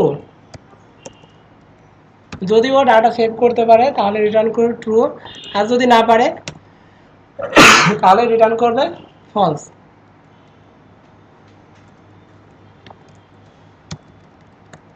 মাথার উপর দিয়ে আসছে নাকি? আপনাদের যেভাবে ভেঙে বলছি বা ভাষটা যেভাবে দেখাই নিচ্ছি এ পর্যন্ত কোনো ভাষায় আমি এভাবে দেখাইনি, আপনাদেরকেই ফার্স্ট। কারণ এটা ব্যাপারটা হচ্ছে যে অবজেক্ট আমি তো দেখছি আগের ব্যাচে ফার্স্টটা থেকে সবাই লাভালাভি, হ্যাঁ স্যার অবজেক্টে করান করান, কয়টা ক্লাস করার পরে তখন মন ভেঙে দেয়, আর ক্লাসে আসতে চায় না, কাজ তো পরের কথা। তো সেক্ষেত্রে যতটা ইজি করা যায় আমি চেষ্টা করছি, এরপরও জানি না ইজি করতে পারছি কিনা। তো এখানে দেখেন, এখানে ইউজটা না দিলেও কাজ করে, কেননা যে আমার যদি ট্রু হয় তাহলে তো ইফটা কাজ করবে, মানে ব্লকটা কাজ করবে। আর যদি ব্লকটা কাজ না করে তাহলে অটোমেটিক ইউজই দেয়। আমরা যদি নিচে ইউজ নাও লিখি কোনো ব্যাপার না, ঠিক আছে? যে যদি ট্রু হয় তাহলে রিটার্ন করবে ট্রু, আর যদি উপরের কন্ডিশনটা ফলস হয় তাহলে রিটার্ন করে দিবে ফলস। এখন এখানে তো আর আমরা মেসেজ দেখাবো না, মেসেজ দেখাবো তো আমার ইনসার্ট পেজে, এই পেজে তো আর আমরা মেসেজ দেখাবো না, এখানে শুধু আমার ফাংশনগুলো থাকবে। তো এখানে দেখেন যে রিকোয়েস্ট আমরা পাঠাচ্ছি, এসকিউএল দিব, তবে এখানে একটা ব্যাপার আছে, আমরা কোন ফাংশন ইউজ করছি দেখেন তো, মাইস্কুয়েল আই ফাংশন ইউজ করছি না। যদি এই ফাংশনটা আমরা ইউজ করে থাকি তাহলে ফার্স্টে আগে কানেকশন দিতে হয়, কানেকশন ছাড়া এই ফাংশন কাজ করে না। তো দেখেন কানেকশন আমরা কোথায় সেভ করে রাখছি, সিএন নামক একটা ভেরিয়েবলে সেভ করে রাখছি না কানেকশনটা। তো দেখেন এখানে আমি শুধু সিএন দিয়ে দিতে পারি, তারপর কমা দিয়ে আমার যে এসকিউএল ছিল এসকিউএলটা আমি দিয়ে দিতে পারি। আর আমি যদি সিএন নামক ভেরিয়েবলটা না বানাইতাম তাহলে এই টোটাল কানেকশনটা আমার এখানে লাগে না, তো সেই ক্ষেত্রে ব্যাপারটা আরো জটিল হতো না। এখানে দেখেন আমার ফাংশনের কাজ শেষ। এখন আমি একটা কাজ করতে পারি, এই যে এখানে বলতেছে রিটার্ন ফলস, কেন বলতেছে, যে সে ডাটা সেভ করতে পারে নাই, তাই তো? এখন ডাটা সেভ করতে পারে না ঠিক আছে, কিন্তু কেন পারে না এটা আমাদের জানা দরকার না? যে আমি ভুল করছি ঠিক আছে, কিন্তু কোন নাম্বার লাইনে কোন ধরনের ভুল করছি এটা তো আমার দেখার দরকার। তো সেই ক্ষেত্রে দেখেন যে রিটার্নের পরে যদি আমরা কোনো কোড লিখি এটা কি কাজ করে? রিটার্ন করার পরে আর কোনো কাজ করে না। তো সেক্ষেত্রে আমরা এই রিটার্নের আগে একটা কাজ করি, যে আমরা যদি কোনো প্রকার ভুল করে থাকি তার মেসেজটাও অবশ্য পেজের মধ্যে আছে, যে ইরর মেসেজ। তো ইরর মেসেজটা আমরা ব্রাউজার প্রিন্ট করে দিলেই তা হয়, যে যদি সেভ হয় তাহলে দেখালো ডাটা সেট সাকসেসফুলি, আর যদি না হয় তাহলে ইরর মেসেজটাই আমাদের শো করে দেবে, আমরা ইরর মেসেজটা পড়ে সুন্দর করে চেঞ্জ করে দিতে পারবো। তো আমরা একটা কাজ করি, এই যে যেখানে নেম নামক একটা ভেরিয়েবল নিয়েছি এর নিচে আমরা আর একটা ভেরিয়েবল নিয়ে নিই, নেম দিই ইরর। কেননা যে শুধু ইনসার্ট পেজে ফাংশনের জন্য তো ইরর আসবে তা না, আমার তো আরও ফাংশনের পেজে বানানো লাগবে, 5-6টা ফাংশন বানাবো কমপক্ষে, যখনই ওই ফাংশনগুলো বানাবো ওই ক্ষেত্রেও তো আমার ইরর আসতে পারে। তো এই ইরর ফাংশনটাকে আমি গ্লোবাল মোডে দিয়ে দিলাম, বা সরি ভেরিয়েবলটাকে, যে এই ভেরিয়েবলটাকে যদি আমি গ্লোবাল মোডে দিয়ে রাখি, তাহলে দেখেন যে এই ভেরিয়েবলটা আমি এই ফাংশনে ইউজ করতে পারবো, আমার আরও ফাংশন থাকলে আমি সেখানেও ইউজ করতে পারবো। তো এখানে শুধু আমরা একটা কাজ বলে দিই যে দিস টেন্স টু ইরর, এর মধ্যে আসবে কি আসবে মাইস্কুয়েল আই ইরর। এই মাইস্কুয়েল আই ইররের মধ্যে সব ধরনের ইরর আছে, আপনি যে ধরনের ইরর করবেন সেই ইররটা অবশ্যই এই ফাংশনের মধ্যে আছে।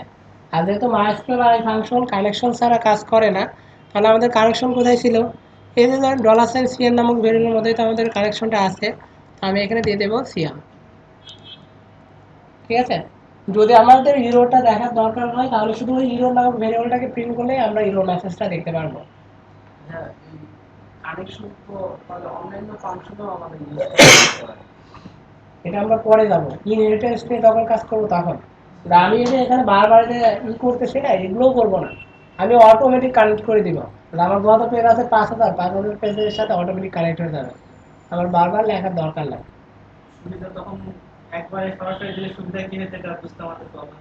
এখন তো আগে 3বার কষ্ট করে লিখেন, কোডগুলো লেখা মানে লিখে লিখে মুখস্থ করেন, তারপরে আরো শর্টকাট করবো। এখন যত লিখছে না এ থেকে আরো শর্টকাট হবে। আপাতত একটু কষ্ট করেন, তারপর না বুঝতে পারবেন যে আসলে কত ইজি ভাবে কাজটা করা যায়। আচ্ছা দেখেন, আমাদের ফাংশন বানানো কমপ্লিট, ফাংশনে আর কোনো কিছু দরকার নাই। আমাদের এখনো কিন্তু অনেক কিছু বাকি আছে, ইনহেরিটেন্স বাকি, তারপর ম্যাজিক মেথড যেগুলো আছে ওগুলো বাকি আছে, তো ওইগুলো শিখতে হবে। তারপরে ব্যাপারটা যে টোটাল ব্যাপারটা আমরা বুঝতে পারবো। পলিমরফিজম এর দরকার আছে ভাই?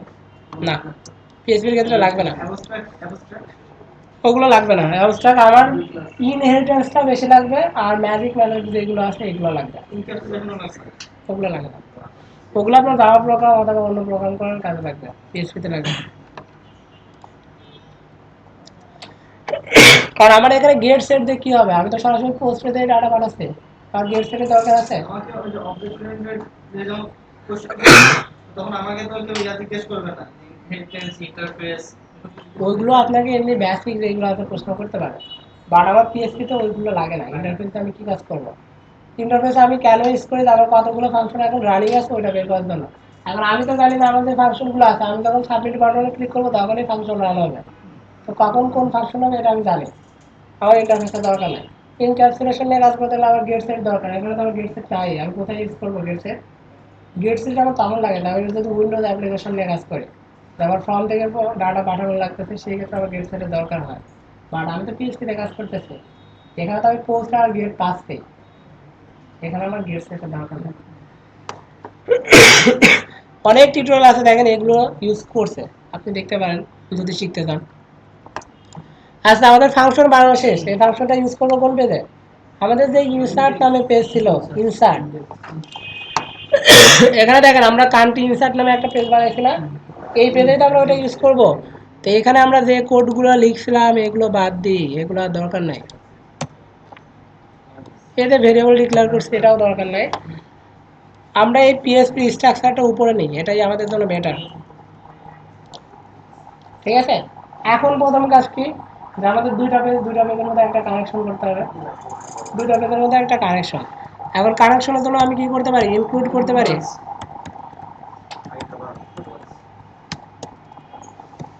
এখন আমাদের পেজের নেম কি ছিল, country.php, এই পেজটা কোনো একটা ফোল্ডারে ছিল, মনে আছে? ডিএল নামক ফোল্ডারে ছিল, আর এই পেজটা আমরা যেটা লিখতে সেটা কিন্তু বাইরে আছে, একটু ভালো করে দেখেন যে কান্ট্রি ইনসার্ট পেজটা ডিএল ফোল্ডারের বাইরে আছে, আর এই ফোল্ডারের মধ্যে একটা পেজ আছে, সেই পেজের মধ্যে কিন্তু আমরা ফাংশনগুলো বা মেথডগুলো বানাইছি। তো সেই ক্ষেত্রে দেখেন, আগে আমার ফোল্ডার নেম দিতে হবে, তারপর পেজের নেম country.php, ঠিক আছে। এখন আমরা যে মেথডগুলো বা ভেরিয়েবলগুলো ইউজ করব, সেই ভেরিয়েবলগুলো আমার একটা ক্লাসের মধ্যে আছে না? কোন ক্লাসের মধ্যে আছে? কান্ট্রি নামক ক্লাসের মধ্যে আছে। বিশ্বাস না হয় এখানে দেখে নেন, এই সবগুলা কান্ট্রি নামক একটা ক্লাসের মধ্যে আছে। এখন আমি যদি এই সব কিছু ইউজ করতে চাই, তাহলে এই ক্লাসটাকে, এই ক্লাসের একটা অবজেক্ট বানাইতে হবে, তাহলে আমি এইগুলো ইউজ করতে পারবো। তো সেই ক্ষেত্রে দেখেন আমি অবজেক্ট কিভাবে বানাবো, ফার্স্ট অবজেক্টের একটা নেম দিতে হবে, তারপরে নিউ নামক কিওয়ার্ডটা থাকতে হবে, এরপরে কি লিখবো, আমাদের ওই ক্লাসের নেমটা, যে কোন ক্লাসের অবজেক্ট বানাবো, তা আমরা কোন ক্লাসের অবজেক্ট বানাবো, কান্ট্রি।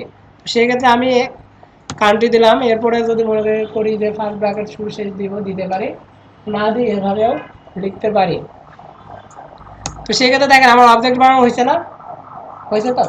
এখন অবজেক্ট দিয়ে আসলে কি করে আমরা প্রোগ্রাম না করি, এখানে একটা কাজ করি যে প্রিন্ট আর, প্রিন্ট আর কি ইউজ করছি কেউ, প্রিন্ট আর এটা দিয়ে কি করে, যে আবার কোনো অ্যারে থাকলে ওটার স্ট্রাকচার পর্যন্ত দেখায় না, এটা জাস্ট ডেভেলপারের জন্য। আমি অ্যারে বানাইছি না, অবজেক্ট বানাইছি, এর মধ্যে কি কি আছে সব যদি আমি দেখতে চাই তাহলে এটাকে প্রিন্ট আর কমান্ডের মধ্যে দিতে পারি। তো এখানে দেখেন আমরা প্রিন্ট আর কমান্ডের মধ্যে দিছি, তো কি দিছে, আমাদের অবজেক্টটাকে দিছি, যে অবজেক্টের মধ্যে আসলে আমরা কি কি জিনিস পাবো। এটাকে যদি সেভ দিই তাহলে আমাদের যে পেজ ছিল, পেজ, এটা কি পেজ না, এটার উপরে তো আমরা অবজেক্ট বানাইছি, তাহলে এটাকে একটু রিলোড দিই। এখানে দেখেন আপনার কি দেখাচ্ছে, যে আপনার আইডি আছে, আইডি নামক ভেরিয়েবলে কোনো কিছু আছে, আমরা তো আইডি নামক ভেরিয়েবলে কোনো কিছু রাখি নাই, শুধু ভেরিয়েবলটাকে ডিক্লেয়ার করছি। তারপর নেম নামক একটা ভেরিয়েবল আছে, ভেরিয়েবলের মধ্যে তো আমরা কোনো কিছু রাখি নাই, শুধু ভেরিয়েবলগুলোই ডিক্লেয়ার করছি। কিন্তু এখানে আমাদের যে মেথডটা আছে, মেথডটা দেখায়নি, কারণ অবজেক্টের মধ্যে এইভাবে মেথড দেখায় না। আমরা যদি সরাসরি প্রিন্ট করতে চাই মেথডটা আসে না, কিন্তু আমাদের তো একটা মেথড আছে, আমরা তো জানি, তাই না। তো সেক্ষেত্রে এখানে দেখেন আপনার কান্ট্রি অবজেক্ট, অবজেক্টের নেমটাও পর্যন্ত দেখাই দিচ্ছে, যে আপনি যে সি নামে যেটা বানাইছেন এটা আপনার কান্ট্রি ক্লাসের অবজেক্ট। এখন দেখেন আমাদের তো এইভাবে দেখার উদ্দেশ্য নাই, আমরা ওই ফাংশনটাকে কল করব। এখন ওই ফাংশনটা কল করতে হলে আমাদের একটা শর্ত ছিল না, শর্তটা কি ছিল, যে আপনার নেম নামক ভেরিয়েবলে একটা ডাটা দিতে হবে, তারপরে আপনি ইনসার্ট ফাংশনটাকে কল করতে পারবেন। উপরে দেখেন তো আমাদের নেম নামক ভেরিয়েবলে কি কোনো কিছু আছে, না। তাহলে আমাদের ইনসার্ট পেজ থেকে আগে এই ভেরিয়েবলে একটা ডাটা দিব, যে বাংলাদেশ দেওয়ার পরে যদি আমি এটা কল করি তাহলে আমার বাংলাদেশটা সেভ হবে। এখন আমি তো ওটার মধ্যে কোনো ডাটাই ইনসার্ট না করে এটাকে কল করি, কোনো কিছু সেভ হবে, ফাঁকা সেভ হয়ে যাবে তো। তো সেই ক্ষেত্রে আমরা তো আর ফাঁকা সেট করবো না, আগে আমরা ইনসার্ট নিব, যে নেম নামক ভেরিয়েবলে আপনি একটা ডাটা দিচ্ছেন, দেওয়ার পরে আমি ফাংশনটাকে কল করব। তো সেই ক্ষেত্রে দেখেন এখানে একটা কাজ করতে পারি না, যেটা আমরা আগেও করছিলাম, যে ইফ আমি চেক করে নিচ্ছি যে আপনি ওই সাবমিট বাটনে ক্লিক করছেন কিনা, না করলে তো আমার ফাংশন কল করানোর কোনো দরকার নাই। তাহলে আমি এখানে করতে পারি যে ইফ সেট $_ পোস্ট, কারণ আমরা পোস্টের মাধ্যমে ডাটা পাঠাচ্ছি, কি থাকবে, বিটিএল। যদি বিটিএলে আপনি ক্লিক করেন তাহলে ভালো, যদি ক্লিক করে থাকেন তাহলে আমার ভেরিয়েবলে ডাটা ইনসার্ট করে নিতে হবে না, নেম নামক ভেরিয়েবলে। এখন নেম নামক ভেরিয়েবলটা কিসের মধ্যে আছে, অবজেক্টের মধ্যে আছে না, মানে সি। এখন কালটি ক্লাসের মধ্যে ছিল, ক্লাসের একটা অবজেক্ট বানিয়ে নিয়েছে না সি নামে, তার মানে আমার কালটি ক্লাসের মধ্যে যা যা ছিল সব কিছু এখন অবজেক্টের মধ্যে আছে। এখন তাহলে আমি এভাবে লিখতে পারি না, যে $C টেন্স টু নেম, আমার এই সি অবজেক্টের মধ্যে নেম নামক যে ভেরিয়েবল আছে এটার মধ্যে কি লোড দিব, যে আমি পোস্ট থেকে যে ডাটাটা পাবো, পোস্ট থেকে আমি যে ডাটাটা পাবো সেই ডাটাটা আমি এর মধ্যে লোড করে দিব। এখন দেখেন তো এখানে ইনপুট ট্যাগের নেম কি দিচ্ছি আমরা, কান্ট্রি নেম, তাহলে পোস্টের মধ্যে অবশ্যই কান্ট্রি নেমেই থাকবে, ডাটাটা থাকবে তো। ডাটার পেয়ে গেছি না, আমার ডাটা তো পাওয়া শেষ, এবার শুধু আমি ওই ফাংশনটাকে কল করে দিতে পারি। এখন যদি সরাসরি ফাংশন কল করি তাহলে তো আমি মেসেজ দিতে পারবো না, তাহলে আমি একটা কাজ করতে পারি, যে ইফ যদি $C টেন্স টু, ফাংশনের নেম কি ছিল, ইনসার্ট। ঠিক আছে, দেখেন তো যে এই ইনসার্ট ফাংশনকে যদি কল করি, এখন ডাটা যদি ইনসার্ট হয় তাহলে ওখানে আমরা রিটার্ন করছি কি, ট্রু। ফাংশনটা একটু ভালো করে দেখেন, যে ও যদি ডাটা ইনসার্ট করতে পারে তাহলে রিটার্ন করতেছে কি, ট্রু দিচ্ছে না। এখন যদি আমি এখানে ফাংশনটাকে এভাবে কল করি, কখনো কি এইভাবে ফাংশন কল করে দেখছেন, করেন নাই, যে স্টেটমেন্টের মধ্যে ফাংশন দিলে ফাংশন কাজ করে কিনা। স্টেটমেন্টের মধ্যে ফাংশন দিলে ফাংশন তখনই কাজ করবে যে আমি যদি ওখানে রিটার্ন ট্রু অথবা ফলস করে আসি, কারণ স্টেটমেন্ট তো আর 1 2 3 4 এই সংখ্যা দিলে তো আর কোনো কন্ডিশন হয় না, হয় আমার এরকম একটা স্টেটমেন্ট আছে, এর মধ্যে আমি দিলাম 10, এটা কি সে কোনো কন্ডিশন বুঝবে, কন্ডিশন তো হয় না।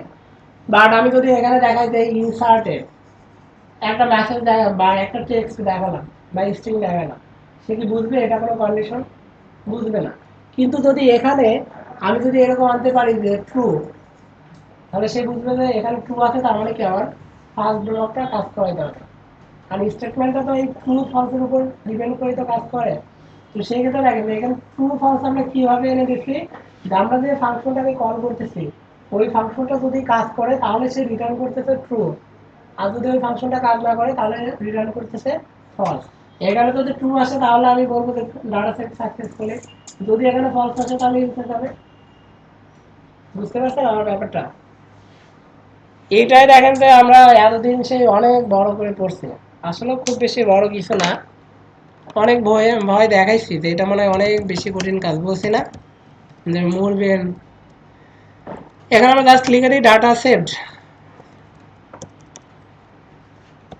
এই মেসেজটাও আবার অনেকভাবে দেওয়া যায়, আমরা আপাতত যেভাবে আছে এইভাবেই দিই, তারপরে আবার আপডেট করতে পারবো।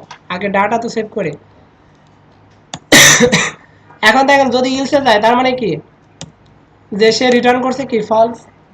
এখন ফলসটা কখন আসবে, যেমন কোনো একটা ইরর হয়েছে যে কোনো কারণে ডাটা ইনসার্ট হয়নি তখন, তার আগে কি ফলস আসবে? তো ডাটা ইনসার্ট হয়েছে কিন্তু রিটার্ন ফলস করছে, তা তো করবে না। যদি ডাটা ইনসার্ট করতে পারবে তাহলে ট্রুটাই রিটার্ন করবে, আর যদি না পারে ইনসার্ট করতে তাহলে রিটার্ন করবে কি ফলস। এখন কাউকে যদি আপনি একটা কাজ দেন, সে যদি বলে যে ভাই আমি পারবো না, আপনি জিজ্ঞাসা করেন না কেন পারবেন না। তো এখানেও ব্যাপারটা এরকম, যে আমরা রিকোয়েস্ট করছি সে বলতেছে পারবো না, কিন্তু আমাদের ভুলটা কি সেটা তো আমাদের জানা দরকার। এখন ইরোটা আমরা ইরোর নামক একটা ভেরিয়েবল নিয়েছিলাম, মনে আছে? ইরোর নামক একটা ভেরিয়েবল, ইরোটা আমরা সেভ করছিলাম। তো এখানে আমরা বলতে পারি যে ভাই আমি কি ভুল করছি সেটাকে প্রিন্ট করো। কি প্রিন্ট করবে, যে সির মধ্যে এরর নামে যে ভেরিয়েবলটা ছিল সেটাকে সে প্রিন্ট করবে। যদি ডাটা সেভ করতে পারি তাহলে তো ডাটা সেভ মেসেজ দিবে, আর যদি কোনো কারণে সেভ না হয় তাহলে কারণটাও কিন্তু আমাকে দেখাই দিচ্ছে। আমি এবার মেসেজটা পড়ে সে জায়গায় যে চেঞ্জ করে দিতে পারবো না, এটা আমাদের শেখার জন্য। কিন্তু আমি যখন প্রফেশনাল ওয়েবসাইট বানাবো তখন কি এরকম দেখাবো? এটা দেখে তো যে হ্যাকার সে বলবে বাহ কি আনন্দ, ওখানে তারপর চেঞ্জ করে দিলে হ্যাকার ওয়েবসাইট, তার কষ্টও করা লাগবে না। তো সেই ক্ষেত্রে এই মেসেজগুলো আমরা শুধু যেহেতু শিখতেছি এই জন্য দিচ্ছি, আর আমরা যখন প্রফেশনাল কাজ করবো তখন কিন্তু এই মেসেজগুলো আমরা দেখাবো না। এখানে আমরা অন্য মেসেজ দিয়ে দিতে পারতাম যে ডাটা ফেল, ফেল হয়েছে ঠিক আছে, কিন্তু কেন ফেল হয়েছে এটা তার আমরা বলবো না তখন। তো দেখেন এটাকে যদি সেভ দিই, সেভ, এখানে যায় একটা এন্টার দিই, কোনো ইরর আছে নাই। অবজেক্ট ওরিয়েন্টেড কনসেপ্টে কাজ করার মজা এটাই যে আপনি এখন রান করছেন কোন পেজ, ইনসার্ট পেজ, কিন্তু আপনার ওই পেজটাকে এখানে ইনক্লুড করছেন না ফাংশনের পেজটা। তো ওই পেজে যদি কোনো প্রকার ইরর থাকতো এখানে কিন্তু অটোমেটিক ইরর দেখাই দিত, আপনার এখানে এই পেজটা রান হতো না ওইটার জন্য। তো যেহেতু রান হয়েছে তার মানে আমাদের কোড এই পর্যন্ত ঠিক আছে। এবার আমরা কিছু একটা লিখে কিছু একটা টেক্সট দিলাম, জানি না ভাই, যা পারো কানাডা এসব বাদ দিই, আপাতত জানি না পারি না করি না এগুলোই দিই। ঠিক আছে, দেওয়ার পর এবার সাবমিট বাটনে ক্লিক করে উপরে মেসেজ দিছে না ডাটা সেভ, যে ডাটা সেভ হয়েছে। এবার আমরা একটু যাই ডাটা বেজে যে আসলে ডাটা সেভ হয়েছে কিনা। কান্ট্রি নিচে দেখেন ডাটা সেভ হয়েছে, জানি না। তাহলে দেখেন কাজটা কি খুব বেশি কঠিন? যদিও আমরা প্রথমবার করছি একটু কোড টোড লেখা লাগছে, যে ক্লাসটা বানানো লাগছে, ভেরিয়েবলগুলো বানানো লাগছে, কিন্তু পরের ফাংশনগুলো করতে গেলে দেখেন যে আমি শুধু এই কাজগুলো করব, আমার এইগুলো কিন্তু আর করার দরকার নাই। এখন আমি যদি এই কানেকশনটা অন্য পেজে নিয়ে যাই তাহলে দেখেন আমার স্কুল কমান্ড আরও কমবে না, যে আমার শুধু এই কোডগুলো লিখলে আমার ফাংশন রেডি। আর একটা মজার ব্যাপার আছে, আমরা যত ফাংশন বানাবো মানে ইনসার্টের জন্য যত ফাংশন বানাবো এই সেম কোডগুলোই থাকবে, শুধু চেঞ্জ হবে এই স্কুল কমান্ডটা, স্কুল কমান্ড, এছাড়া আর কোনো কিছু চেঞ্জ হবে না। এগুলো একটু বাসায় দেখেন, দেখলে ব্যাপারটা আরো ইজি হবে। এখন বলেন এই পর্যন্ত কারোর কোনো সমস্যা আছে কিনা, কোনো কিছু বুঝতে পারেন না এরকম কিছু আছে কিনা? কারণ বাসায় কাজ করতে গেলে প্রবলেম আসবে, জটিলতা একটু হবে। কারণ আপনি যে সব জায়গায় কোর্স করতেছেন টাকাটা কোনো ব্যাপার না, যে 5,000 10,000 টাকা দিচ্ছেন এটা কোনো ব্যাপার না। এক মাস কষ্ট করলে আবার টাকা ইনকাম করাটা নেই, কিন্তু 3 মাস যে আপনি সময় দিচ্ছেন, সময়টার দাম আছে। আমি যদি এটা দেখাইতে পারতাম আগে, কিন্তু আপনাদের নর্মাল কনসেপ্ট আমি দেখাই দিচ্ছি যে আমরা যদি কাজ করতাম ওইভাবে করতাম। বাট এইভাবে কাজ করার সুবিধাটা কি, যে আমি যে কোডগুলো লিখতেছি দেখেন তো, কোডগুলো দেখতেও সুন্দর লাগতেছে, যে আমার কোডগুলো সাজানো। আর এগুলো নিয়ে কাজ করার একটা মজা আছে যে আমার কত নাম্বার লাইনে কোন ধরনের এরর, এগুলো নিয়ে মানে খুব দ্রুত ওয়েবসাইটটা কমপ্লিট করা যায়। একটা ওয়েবসাইট করতে গেলে খুব দ্রুত কমপ্লিট করতে পারবো, বা এডিট ডিলিট সব কিছু করতে পারবো। আর আরেকটা বিষয় আছে যে আমরা যে বাইরের দেশে যে ওয়েবসাইটগুলো দেখি সবগুলো কিন্তু এরকম অবজেক্ট ওরিয়েন্টেড কনসেপ্টে। তো আপনি যদি নর্মাল কনসেপ্টে কাজ করেন, তাহলে ওদের ওয়েবসাইটগুলো কখন আর আপনি এডিট করতে পারবেন না। বাংলাদেশে এখন সব ফার্মই যতগুলো দেখি সব অবজেক্ট ওরিয়েন্টেড কথার কথা বলেন, আমার বাংলাদেশে মানে যতগুলো ট্রেনিং সেন্টার আছে সব দেখা শেষ। ইয়ার কথা বলতেছি, মানে এই যে এগুলো যেটা চাই আর কি, এখন চাকরির যে এগুলো দেয় ওর অবজেক্ট ওরিয়েন্টেড কনসেপ্ট এগুলো দেয় মানে বাংলাদেশে যারা ভালো ভালো পিএইচপি প্রোগ্রাম করে আমার সব জায়গায় দেখা শেষ। তো দেখার পরে দেখছি যে বাংলাদেশে আসলে যে আরও কিছু যে আপডেট হব বা আপডেট করব, এটা করা সম্ভব না। কারণ এখানে অনেকে কোর্স করতে আসে, যে অনেকে সিএসসি ডিপার্টমেন্টে আছে যে প্রোগ্রামগুলো মোটামুটি বোঝে, আবার কেউ আছে যে বোঝে না। তো আমি সবার জন্য যদি আপডেট করতে চাই, যারা বুঝে না তাদের দেখা যাচ্ছে মানে কিছুই ঢোকে না। তো ট্রেনিং সেন্টারের ব্যাপারটা আছে এরকমই, যে আপনি যেখানেই যান বেসিক থেকে শুরু করবেন, যত দূর যাওয়া যায়। আসলে আপনিই বলেন 72 ঘন্টা আমি কত দূর যেতে পারবো, বা কত দূর যাওয়া সম্ভব? ইচ্ছা থাকলেও তো আমি যেতে পারবো না, ঠিক আছে? তো সেই ক্ষেত্রে যদি আপনার অ্যাডভান্স শেখার দরকার হয়, তো আপনার যেখানে দরকার হয় সেখানে আরও হেল্প নেবেন, মানে পরেরটুকু আপনি কোনো ট্রেনিং সেন্টার থেকে শিখতে পারবেন না। সব তো ওখানে ওরা এখানে আপনি নেট থেকে শিখে নিতে পারবেন। আর যদি মনে করেন যে আপনার কারোর সাথে রিলেশন আছে, তার কাছ থেকে যদি শিখে নিতে পারেন, সেটা আপনার